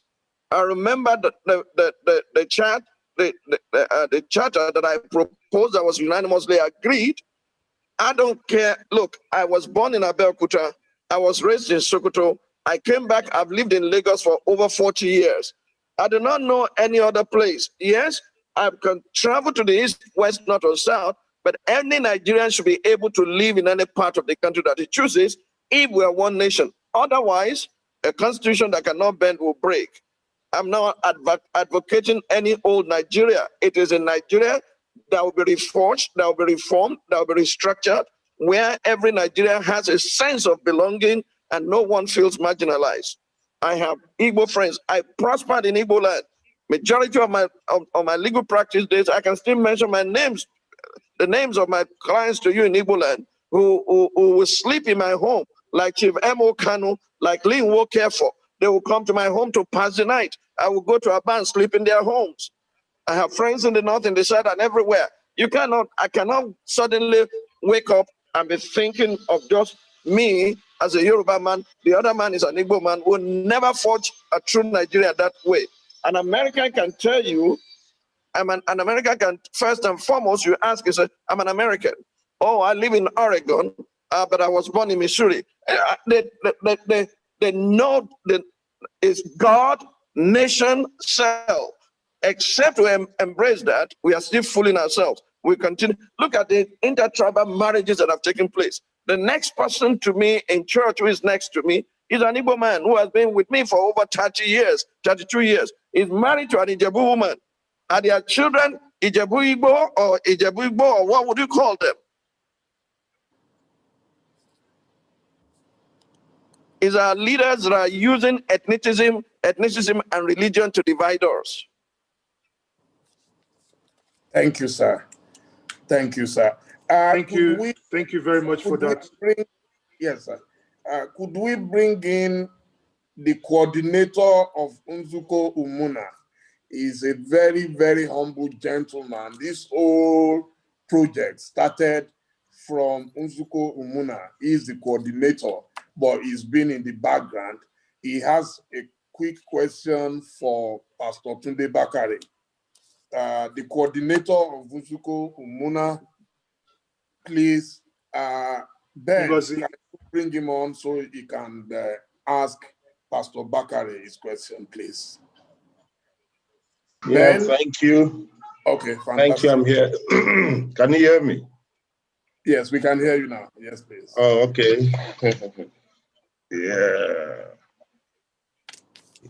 Greetings all. I want to greet you all for making out time to be here. To my very good friend and boss, Pastor Tunde Bakare, nice to see you. Some of us have been following your preaching. Even though I'm a Catholic, I enjoy your preaching so much. In my school days at Igbo College, Yaba, I follow you every Sunday. You fired us up. I can say for free, you are one of the champions that brought the new narrative of the great Nigeria we all want to see. And being that I'm an Omoluabi, I'd like to find out. I see that our daddy wa Payo Adebanjo, pẹ̀lú àwọn ọ̀gá wa Iba Gani Adams. And can you, we want to thank the Yoruba nation, excuse me, please, for what they stand for. I'm sorry, I have my hands full. This is the United States of America. In the US, men, they help their wife carry pikin. So I'm carrying mine. So this is the US. So in that vein, I want to ask you, our great man of God, Pastor Tunde Bakare. Lately, there's so much attempt, especially from the political class, to divide the Igbo and the Yoruba, right? To create a dichotomy between the Igbo and Yoruba. We followed the 2019 election, where we see a lot of things. The Igbo community, you see some people coming to deprive them from voting. Like Momiyoko Wenu said, at every time there's a conflict in Nigeria, the Igbo people are made to be in a mood of anxiety. The Igbo people are made to pay price, to pay for settlement where they are residing. Now, as a great leader, I remember some years back, you were the running mate to President Buhari, right? So what is your view of this kind of situation where Igbo man, everywhere they are resided, they are meant to be in perpetual fear? How can this be resolved? And what is your view between the Igbo and Yoruba bond to solving the Nigerian question? Thank you. Thank you very much. I cannot claim to have monopoly of wisdom in this area. I grew up in a nation where in my childhood days, there was little difference between Ngozi and Joko Kale. We were in school together. I still remember my friends who were Igbos and those who are from Calabar, from all parts of the country at Lishabi Grammar School, Abeokuta. And I still remember my days in the university as being actively involved with the union. We have Igbos and Yorubas. The problem that we have in this country is that some are, they have found it easy. If you look back, and I do not want to become authoritative in things that I'm not quite clear about, but if you look back into our political system, the deep-seated anguish between, or maybe if you like, friction between the Yorubas and the Igbos began in the politics, perhaps of Western region, when certain positions were taken by a political party, and they thought they used ethnicism to divide or to deprive a particular candidate of winning the election. But we have read all kinds of views that suggested otherwise. Today, the Nigeria that we dream of can be accomplished by just first and foremost recognizing the humanity of us all. I've heard many people talk about the Yoruba race, and that's where I respectfully disagree. God created only one race. It's called the human race. If the Bible tells me that, now there are ethnic nationalities, that is true, either by language or culture or ancestry. That is true. But we are humans first and foremost. That's why an Igbo man can give blood to a Yoruba man can give blood to a German. We are first and foremost. It's because we have devalued humanity. It's no longer sacred, and we can dispose of people that we think are not in line with our own views.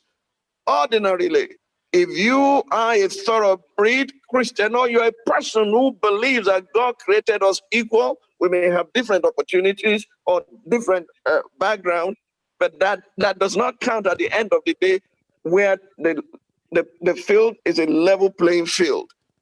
I respect Igbo, I respect Yoruba, and I have all kinds of people in different organizations that I've been privileged to lead. And we don't look at their ethnicity, we look at their productivity. We look, can this person deliver? We don't even look at gender, as it were. We look at who can deliver. And there are people in every ethnic nationality in Nigeria who are people of substance, people of quality, people of integrity. And if we can get this to run the affairs of our nation, then the blind will not continue to lead the scene. I have never discriminated against any man based on his religious views or his ethnicity, because I believe faith is a personal thing, and where you come from and where you're born could be an accident of birth to some, but it's planned and purposed by God, and you have to relate with others. It's a global village. And the earlier we realize that in our country, the better for all of us. That would be my simple answer to your question. There should be no such, we should dig into history and find out how many other efforts have been made by those who came before us. I remember Chief Obafemi Awolowo, I was no longer a kid when he chose Umedi as his running mate. And if there's a deep-seated hatred for the Igbos, why would he do that? And many have judged him wrongly. And all these things we should put in the past, because we cannot continue to look in the rear mirror and think that we'll make any headway. Time had come for us to design or to agree on what type of nation we want to have, and together, all hands on deck, to begin to work towards that goal. East, west, north, and south. Nigeria is my country of birth. I love Nigeria, and I thank God for Nigeria. And no matter what happens in the days to come, God will help us to have a proper governmental structure that will favor all in this country, so that a sense of belonging will be something you assume because you are not an Igbo man, you are not benefiting from this because you are Igbo, you're not benefiting from this because you're Nigerian, you are benefiting from anything you are benefiting from because you're Nigerian and you are contributing your quota to Nigeria, and you can live anywhere you choose. That's my own Nigeria of dream. Of my own dream, I beg your pardon. Thank you very much. Thank you very much, Pastor. As a follow-up question to this, there is a question that came from the chat. It says, at what point would the Yorubas and the Igbos say that it is time that they have given enough, that they now want to go their own separate ways? The question says, Aburi Accord and the National Confab have failed, and the government have failed to implement them. How long shall the conversation continue? Who is that question for? Is that for Pastor Bakare or for who? I just put the question to Pastor Tunde Bakare now because he just spoke on that subject. Well, there are those who believe we should go our separate ways. But honestly, I do not subscribe to that view. I'd never advocated it. I believe we can restructure Nigeria. If you think those things have failed, it's because the people that will implement them have not. Let me give you a background, please. My understanding in a little way, in a nutshell. Take Israel as a nation. Enslaved in Egypt for 400 years. Wandered in the wilderness for 40 years. 12 sons that became 12 tribes, which you would call like ethnic nationality today, 12 tribes, coming from the same ancestry, but there were 12 tribes. Eventually, the kingdom split into two in the days of King Rehoboam. They went their separate ways, but they came back together again. You are still in the same geographical location, as was said by Chief Obafemi Awolowo, that Nigeria is not a nation because nationhood had not been forged yet. It's a mere geographical expression. You are still in the same place. What is going to happen if you say, let's go our different ways? All the Igbos in Lagos and in the north will return to Igbo land. Where is the land that will take them? All the Yorubas will come back to Yoruba land from wherever they are living. Let us be practical. We need trustful give and take. No matter who is saying it will not happen, restructuring is an idea whose time has come. And it's like a moving train. It's gaining ground on a daily basis. It will come to pass, I believe, very, very soon, because any right-thinking leader will know we are better off together than fight ourselves and go our separate ways. I don't want to take a visa to go to Umuahia, to go and sleep in Linwood Air Force House that I've slept in the past, where we hear the morning cock crow. I don't want to take a visa to go there. I do not even want to take a visa to go to Ghana or go to Zimbabwe. I believe that will happen in the continent of Africa, but let's fix our home first. If Nigeria can get it right, Africa will get it right. That's my opinion. Okay, sir. Thank you very much. With the kind permission of the co-anchor, Maazi, is it okay? Please, I hope I have your permission to make the following announcements. One, time is fast spent, and we don't want to keep people any longer. I'm told we now have Chief Oscar Onwudiwe in the house. I'll be calling him shortly, and immediately after that, I'll be inviting Iba Gani Adams to give us his closing remarks, and also Maazi Nnamdi Kanu also to give us his closing remarks. That's after we have Chief Oscar Onwudiwe, and then the coordinator of Uzuko Umunna will come on finally to say a vote of thanks. Thank you so much. So over to Chief Oscar Onwudiwe.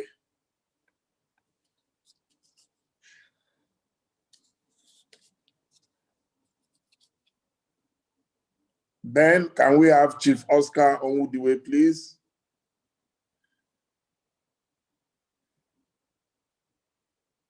Please unmute him.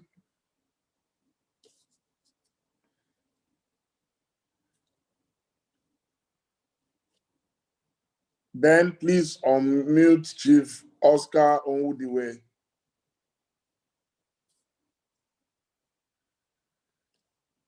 I don't know if Chief Oscar could press the unmute button on his set, please.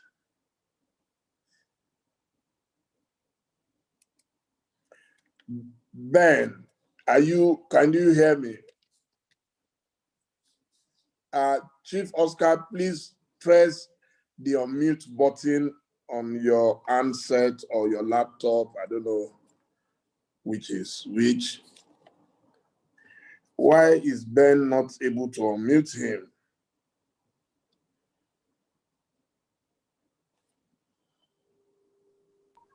He has to unmute himself.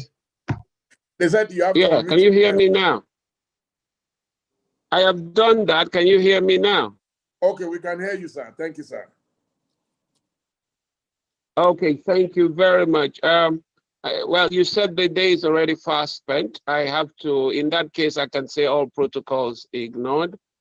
My intervention is first to say I'm particularly happy to be on this platform right now. This handshake across the Niger did not start today. The first one was actually in 1977. I was a bit young there. And it happened where? In Island Club. It's not today. The truth is, well, let me not go through the history because Professor Utomi did that. Padebanja did a lot of that. So let me just go to one thing. The situation in Nigeria today, and I'm very happy about it, very happy because suddenly we are finding the wisdom, because let's face it, I think we've not been thinking. We found the wisdom to say, let's begin to look for those we have shared values with.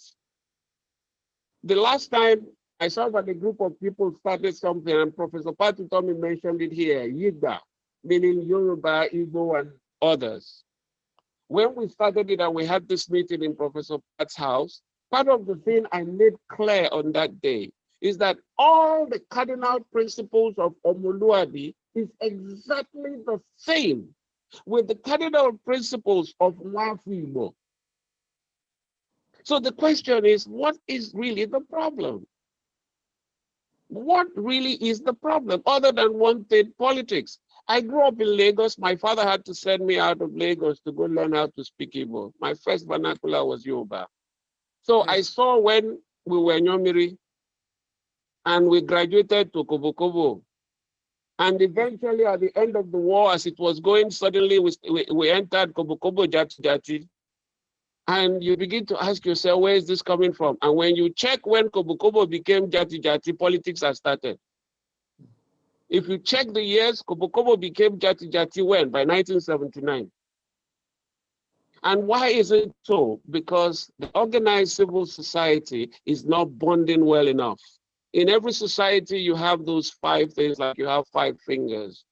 The executive, the legislature, the judiciary, then the 4th estate of the realm where Dele Momodu is, that is the media. And then the 5th. The 5th is what? Organized civil society. If they stand strong, the other 4 will do what they want. I want to believe that what we're starting now, we can sustain and not just make it an outing once in a while. No. People like me, we've decided, myself, and my association, we're writing to Governor Sanwo-Olu if it starts in Lagos, and all the governors, particularly in the north, the southeast, and in the southwest. Can we start? Forget National Orientation Agency in Abuja that is doing absolutely nothing. Let us have local orientation agencies. Lagos remains, for instance, what you call the commercial hub or the economic hub of Nigeria. If Lagos is destroyed, we're all down, we're all gone. It has nothing to do with, no, there will be nothing like a Wolo in there. It will affect all of us dangerously. So what am I praying for? I pray we do not take it lightly, because we will be saving our own lives. And we'll be doing what? Improving our.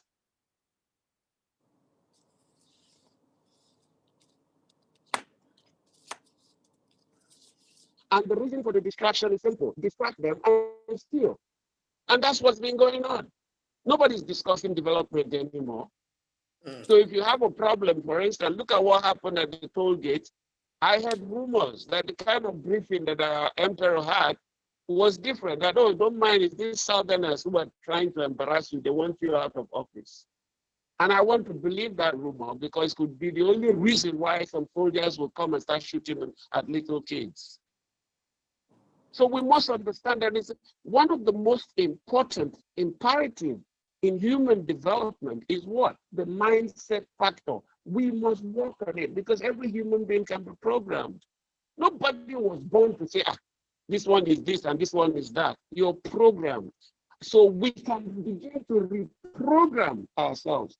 For what? For our children to have a better life, for us to again begin to witness politics of development, other than politics of stealing and sharing.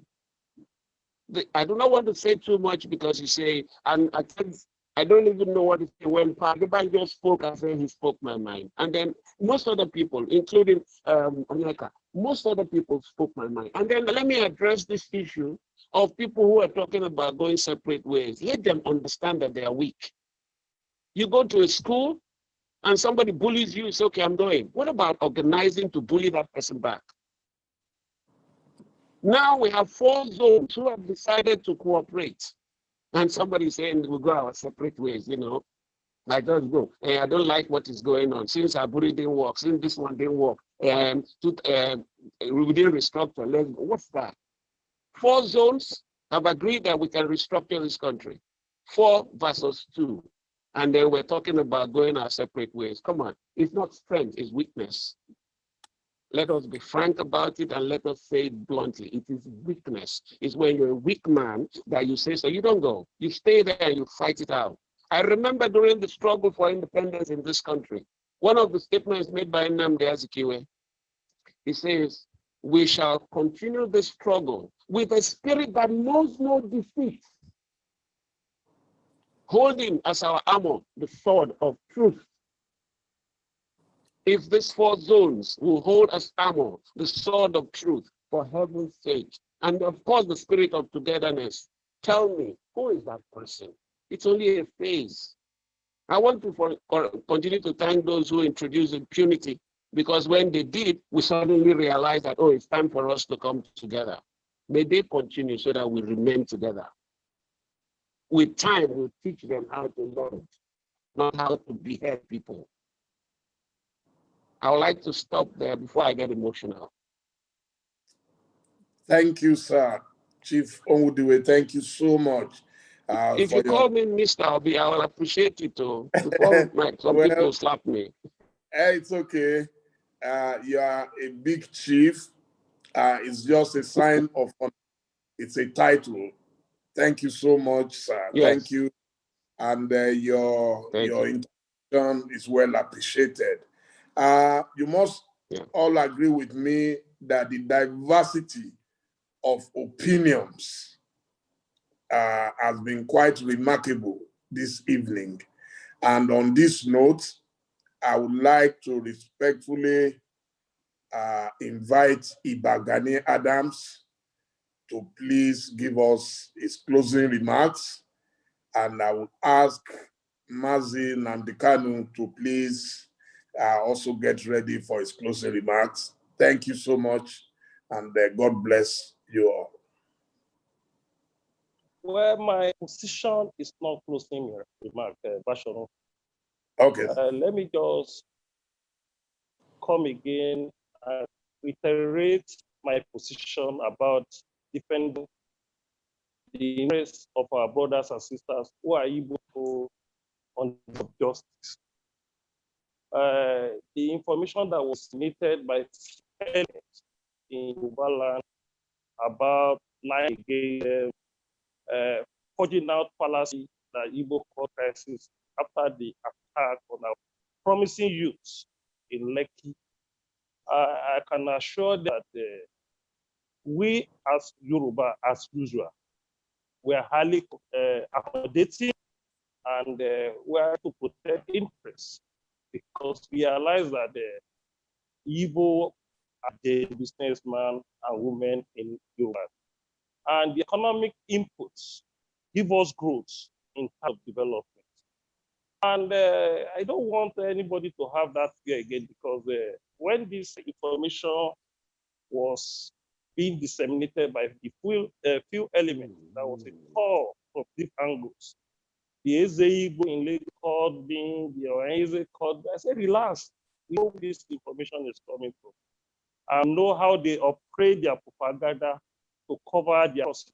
And within three days, we'll be able to weather the storm. But let me come back to the issue of solution to the country, because I've listened to different speakers with their view and opinion. And we have a speaker on the basis of diverse in terms of ideology or what they want. But I want you to know that we started agitating for restructuring through Alao Abaton in 1989. And when you calculate the year of 1989 now, it's about 30 years more than. And when you are talking about restructuring without strategy, it will be very difficult to achieve restructuring without strategy. We continue crying for about restructuring in another 100 years, and our institution will be destroyed, and state of nation of Nigeria will be decayed. And the generation that is coming did not have the patience that we have. Look at how organized the youth came out to have a peaceful position about demand to move this country. Though their demand was 7-point demand, education, health, household demand, but the main cogent point is that the changing of constitution, and the changing of constitution, which lies about restructuring. And what kind of restructuring do we want? Because when you are saying that you don't want this country to break, we are one, and some say that they won't allow you to be, they won't allow this country to be structured. I will refer you back to the state of Jaba on Wednesday, the level of arrogance as a spoken of the Mr. President, no matter the pressure, Nigeria not structured. The last was talking about the 4 zones that are to fight for restructuring. The 4 zones that cooperated to fight for restructuring, the players, the political products did not even agree with you. Some of them are thinking about 2023, how they can give them the presidency. And at the same time, we have to fight this struggle on 2 sides. You should not abuse somebody who believes in self-determination. If you don't agitate for self-determination, the Northerner will not do restructuring. The only thing that can spike their heart and mind is when the Southerners say, we will break if we don't restructure. They don't want to break up Nigeria. And if you are negotiating in a weak point, you can't get what you want. If you want 5 things, ask for 15 things. But when you say, as an elite, we will continue calling within 2 years time now, we have a version of 2003. They will throw cut on you. They have started dividing us. They will give you president because they know Kanu is asking for self-determination of Iowa, and they saw him moving to different international institutions. The pressure of giving them the let us throw this kajo or carrot to the southeast so that it can weaken them. By next month, when they know that the US is calling for self-determination, they already give it to Fayemi or Tinubu.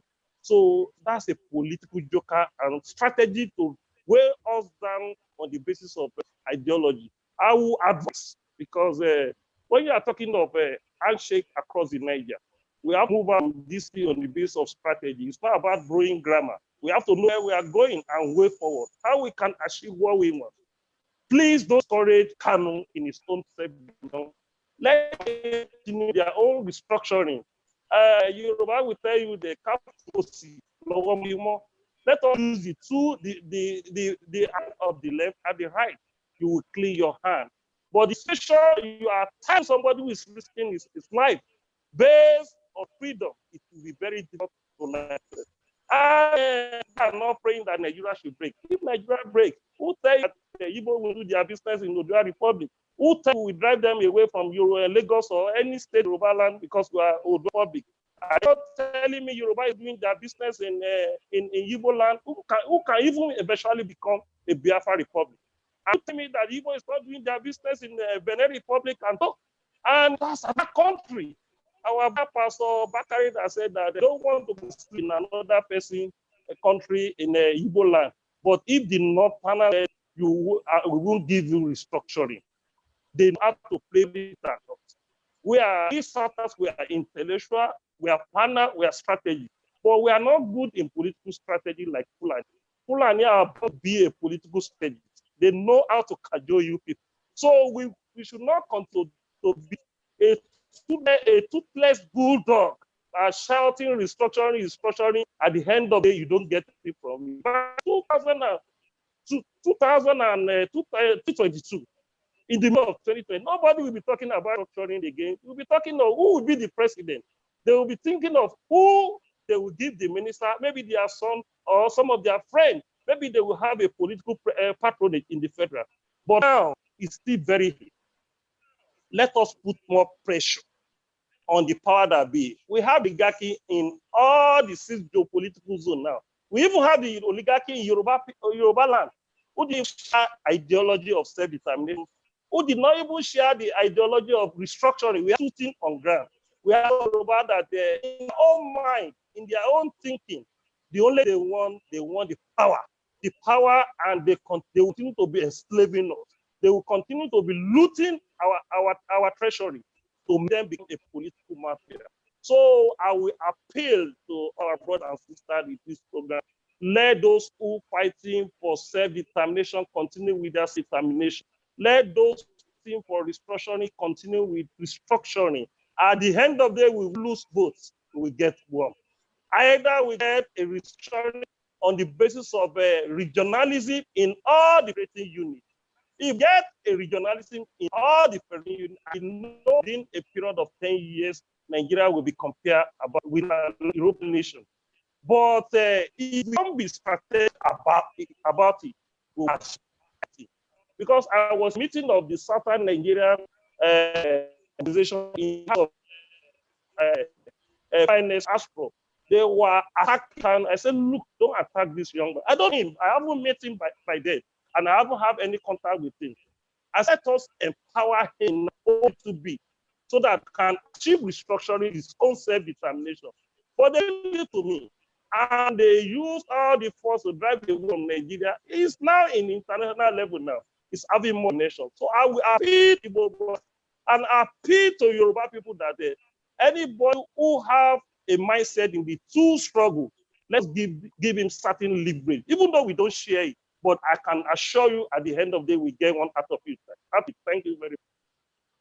Thank you, Iba Gani Adams, the Are Ona Kakanfo of Yoruba land. Thank you so much, sir. Now I'll be inviting Maazi Nnamdi Kanu to please join us.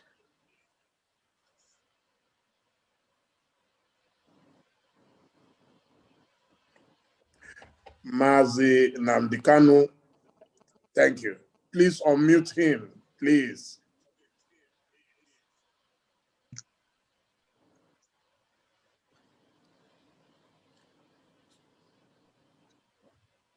I'm trying to unmute. You can hear me now.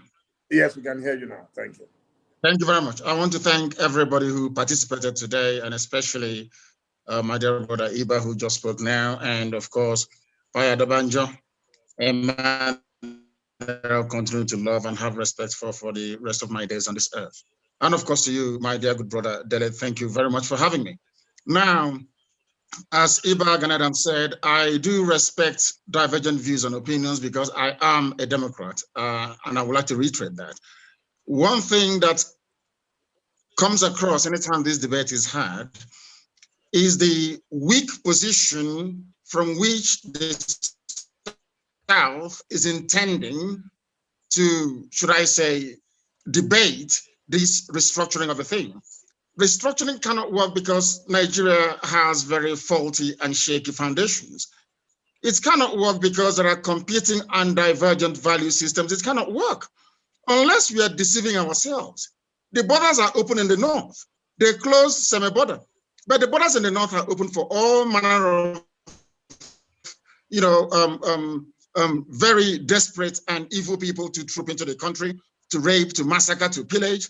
No one is talking about it. You're talking about disparity in terms of our concept, our understanding of how a society is supposed to function. I'm absolutely flabbergasted that some people that I have regard for in terms of the intellect can come on this platform and be debating how to keep Nigeria warm with all the inbuilt anomalies in place. You can't go to beg Fulani for restructuring. They won't give it to you. You have to price it away from them. That's what Ghana is talking about. You need to take it away from them. They're not going to sit down and say, oh, come and take it. Ojuku went for restructuring and they said no. What makes anybody in their right senses think they can give it to you now unless you have a very equitable leverage to wield? Once you do not have that leverage, you cannot get restructuring. And that leverage is self-determination. Without it, you cannot get anything. It's high time to understand this, I'm absolutely shocked. Look at what's happening in Obi-Igbo. You want me to be in a country where a madman like Wike can get up in the morning and decide to slaughter people. And the slaughter is going, even right now, this very minute, people are being killed in Obi-Igbo. And you want us to somehow subscribe to this useless, corrupt entity called Nigeria. Who created Nigeria in the first place? Who created Nigeria? Let me ask you. Who did? Did any of these people now talking today? Do you have any input as to where Nigeria is supposed to be? What is wrong with self-determination? What is wrong with referendum? In Britain, you have an autonomous Scotland, you have autonomous Wales, you have autonomous Northern Ireland, you have autonomous England. What is wrong with that, for goodness sake? Sometimes I'm shocked the way we reason in Africa. It is absolutely shocking. What is it? What is the incentive for anybody to subscribe to One Nigeria? I ask. There is absolutely none, none whatsoever. You are in a country where you have a people who they have this sense of entitlement. We have to determine what happens. You go to NNPC, it's only Fulani people there. You go to customs, only Fulani people there. You go to immigration, only Fulani there. You go to the army, the high echelon, it's only Fulani there. Air Force, Navy, oh, come on, for goodness sake. Let's stop deceiving ourselves. Nigeria is unworkable. Not today, not tomorrow, not ever. But I do thank all of you who spent or who gathered today to give us, a snippet of your immense wisdom. We do appreciate it. I am not for restructuring. I am for the outright breakage of Nigeria, the same way we were before the white man came. And I make no apologies about that in any way, shape, or form. Now, there are people who may want to, for reasons of nostalgia, or kind of hankering back to the past. They saw 1960, people were out on the streets, they were dancing, they were making merry, there were high hopes for Nigeria. I mean, I can excuse them, but the reality today is that you have Fulani, a very virulent and dangerous Fulani Janjaweedism on the march. They want Ruga, they want to take our waterways. I mean, oh, come on. Nigeria is unworkable, can never work, and will never, ever work. The best way for us is self-determination. If they feel that they have the superiority, so to speak, or they have the upper ground in terms of the validity of the arguments, they should come out and debate with us. What is wrong with a referendum? If you claim that a majority of the people want to remain in one Nigeria, then let's have a referendum. Let's determine it once and for all. How come via a referendum, Atiku became a Nigerian citizen? Why should I not be allowed to exercise the same right that Atiku actually exercised before being allowed into Nigeria? What is wrong with that? I mean, these double standards I cannot understand. Let's cut to the chase. The only thing holding Nigeria together is the oil and gas in Biafra land. And for the sake of that oil and gas, Biafrans are being killed right now as I speak. Wike is carrying out his genocide in Obi-Igbo right now. The day we rise up in anger, misunderstand us. But right now that this genocide is happening, no one is doing anything about it. I cannot be in a country with people who do not see any evil, they hear no evil, and they condone evil. I cannot be in the same country. Heaven knows I cannot be in the same country with these people. If there is any need for us, I would prefer a situation whereby those of us in the South will get together and say enough is enough. And until we make that categorical stand, believe you me, this nonsense will continue. The South, the Yoruba, the Igbo, and of course, a very significant presence we have in the South, should be able to come together to say enough is enough. You don't beg Fulani. If you beg them, they will drive you into your grave. We need to stand up and say enough is enough. If you don't do this, if you don't do A, we do B. As simple as that. Then why should we beg them? Who are these people that we're begging them? All the time is begging, pleading. And as Ganadam said, come 2022, they'll start talking about elections. They want to see the future of their children in Asorok running all over the place, either as SSA or as secretary to the government. All these debates about restructuring will just go through the window. But our consistency over the years has proven time and time again that self-determination is the way to go. And there is one thing that will make it absolutely critical that we sustain this very drive. And that is the unity and camaraderie between the East and the West, between the Igbos and the Yorubas. And when we say the Igbo, that means encompassing everybody who's in the East, and of course, our Yoruba brethren in the West. Once we are together, believe you me, Fulani will panic and they will give us what we want. If we are not together, we are repeating the mistakes of the past. And I pray to God Almighty in heaven that we do not do it. And on that note, I've come to the end of my submission this evening. I want to thank each and every one of you, and of course, there yourself, and all the very eminent personalities that grace this very program this evening. Once again, thank you very much, and remain blessed. Yes, thank you so much for joining us. Thank you. And I would like to call the coordinator of Nzuko Umunna, Mr. Ngozi Odumuko, to please give us the final words and vote of thanks. Yes, I'm aware a lot of people are still interested in speaking, but we cannot go on permanently.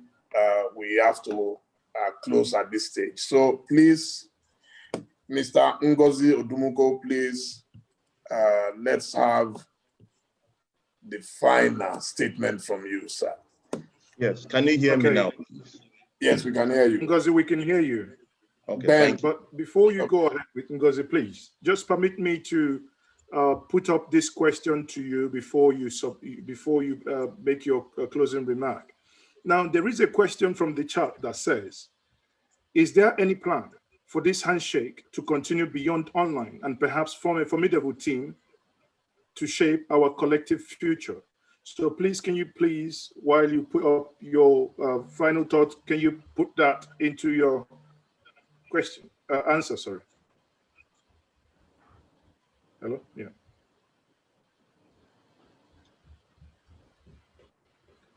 Okay, hold on. And as it is now, Ngozi, I think he's got network issue. I will bring him back through the telephone, and he will speak to us now quickly. Ngozi, hold on. I'll just bring you back through. Okay, you are right on now. You can go ahead and speak. Hello, thank you. I want to thank our leaders, most importantly,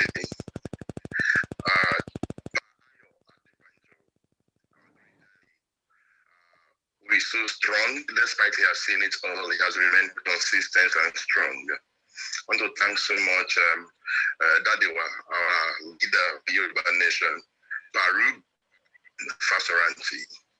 I also want to thank the great generalissimo of the Yoruba nation, Iba Gani Adams, one of Nnamdi Kanu, the great leader of the IPOB family. I want to thank my great friend, another Chief Dele Mamodu, Maazi.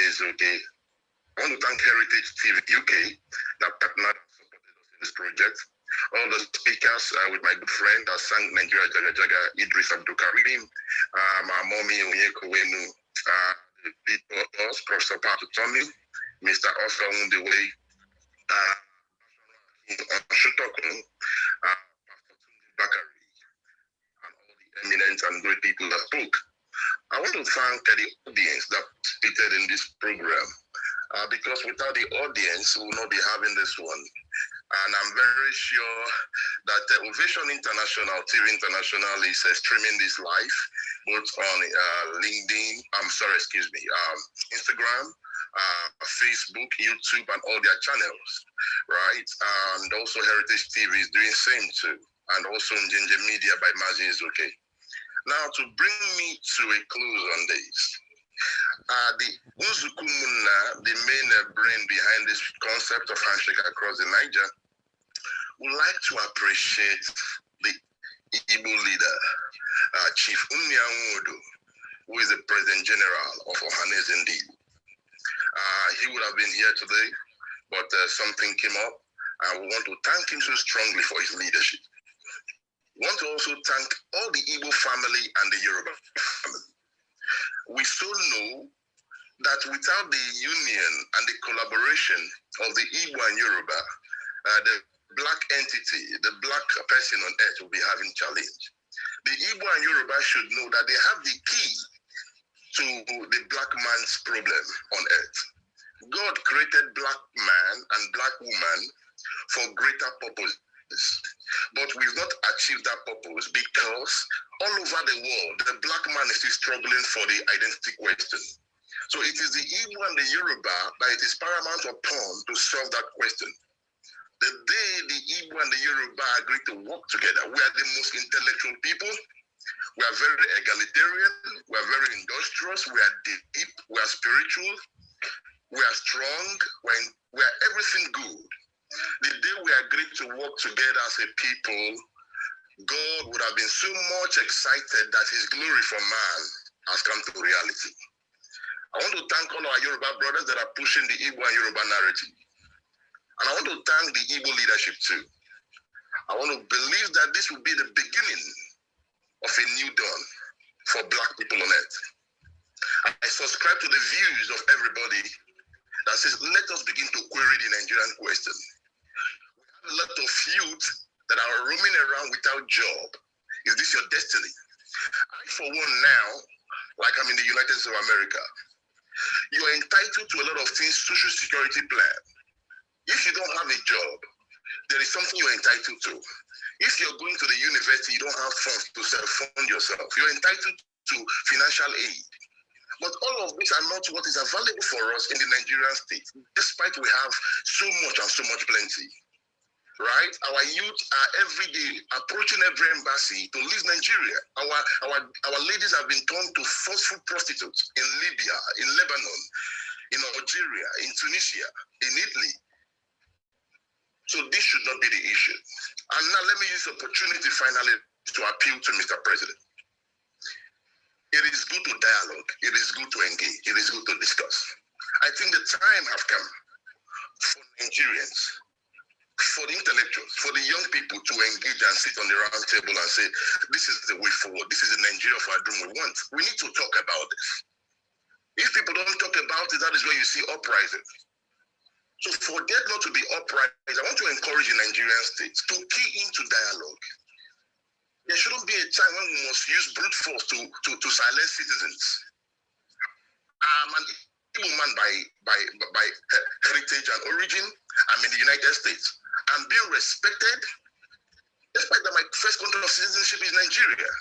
But how come a Nigerian man in Nigeria cannot be respected by the police, by the army? Young people are being killed. They carry gun and point at you as if you are an animal. The things that happen baffles one. Here in the United States, I can tell the police, I will sue you, I can sue you. Right? But in Nigeria, people are being threatened. This should not be the narrative. I want to encourage and thank the young people that had the boldness to say NSAS. Please, let this narrative not change. Ethnicity not divide us. I want to appeal to Governor Wike. I say, Governor, you with so much power. Please let the killing stop in Port Harcourt, in Obiwo. I want to appeal to our governors. I want to appeal to Mr. President. Please let this killing stop. Protect your citizen. Bring your citizen to a round table and let your citizens engage with you. Love your citizen. As a leader, you're a father. Let love and peace reign in the land. And may God bless Nigeria. May God bless men and women of goodwill. And may God bless the Igbo. And may God bless the Yoruba.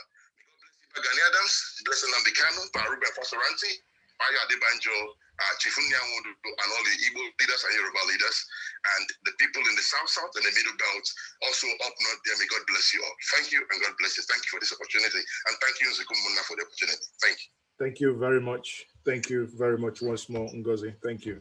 So over to you, Chief Dele Mamudu.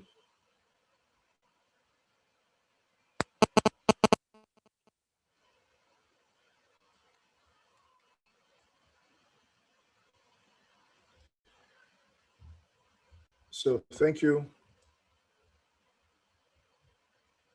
Do we still have Chief Dele Mahmood there?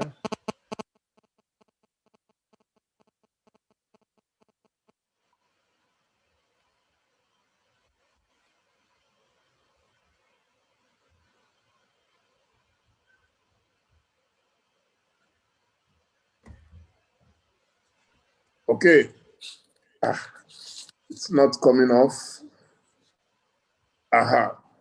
I said now we've come to the end of the program, and I want to thank everyone who joined us. It's not easy on a Saturday for people to sit down and be talking like this. It's because of the love that we have for ourselves as brothers and sisters. So I want to say a big thank you once again. I want to thank our viewers, especially on Facebook and on Instagram.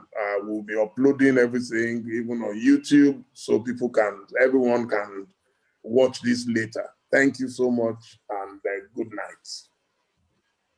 Thank you.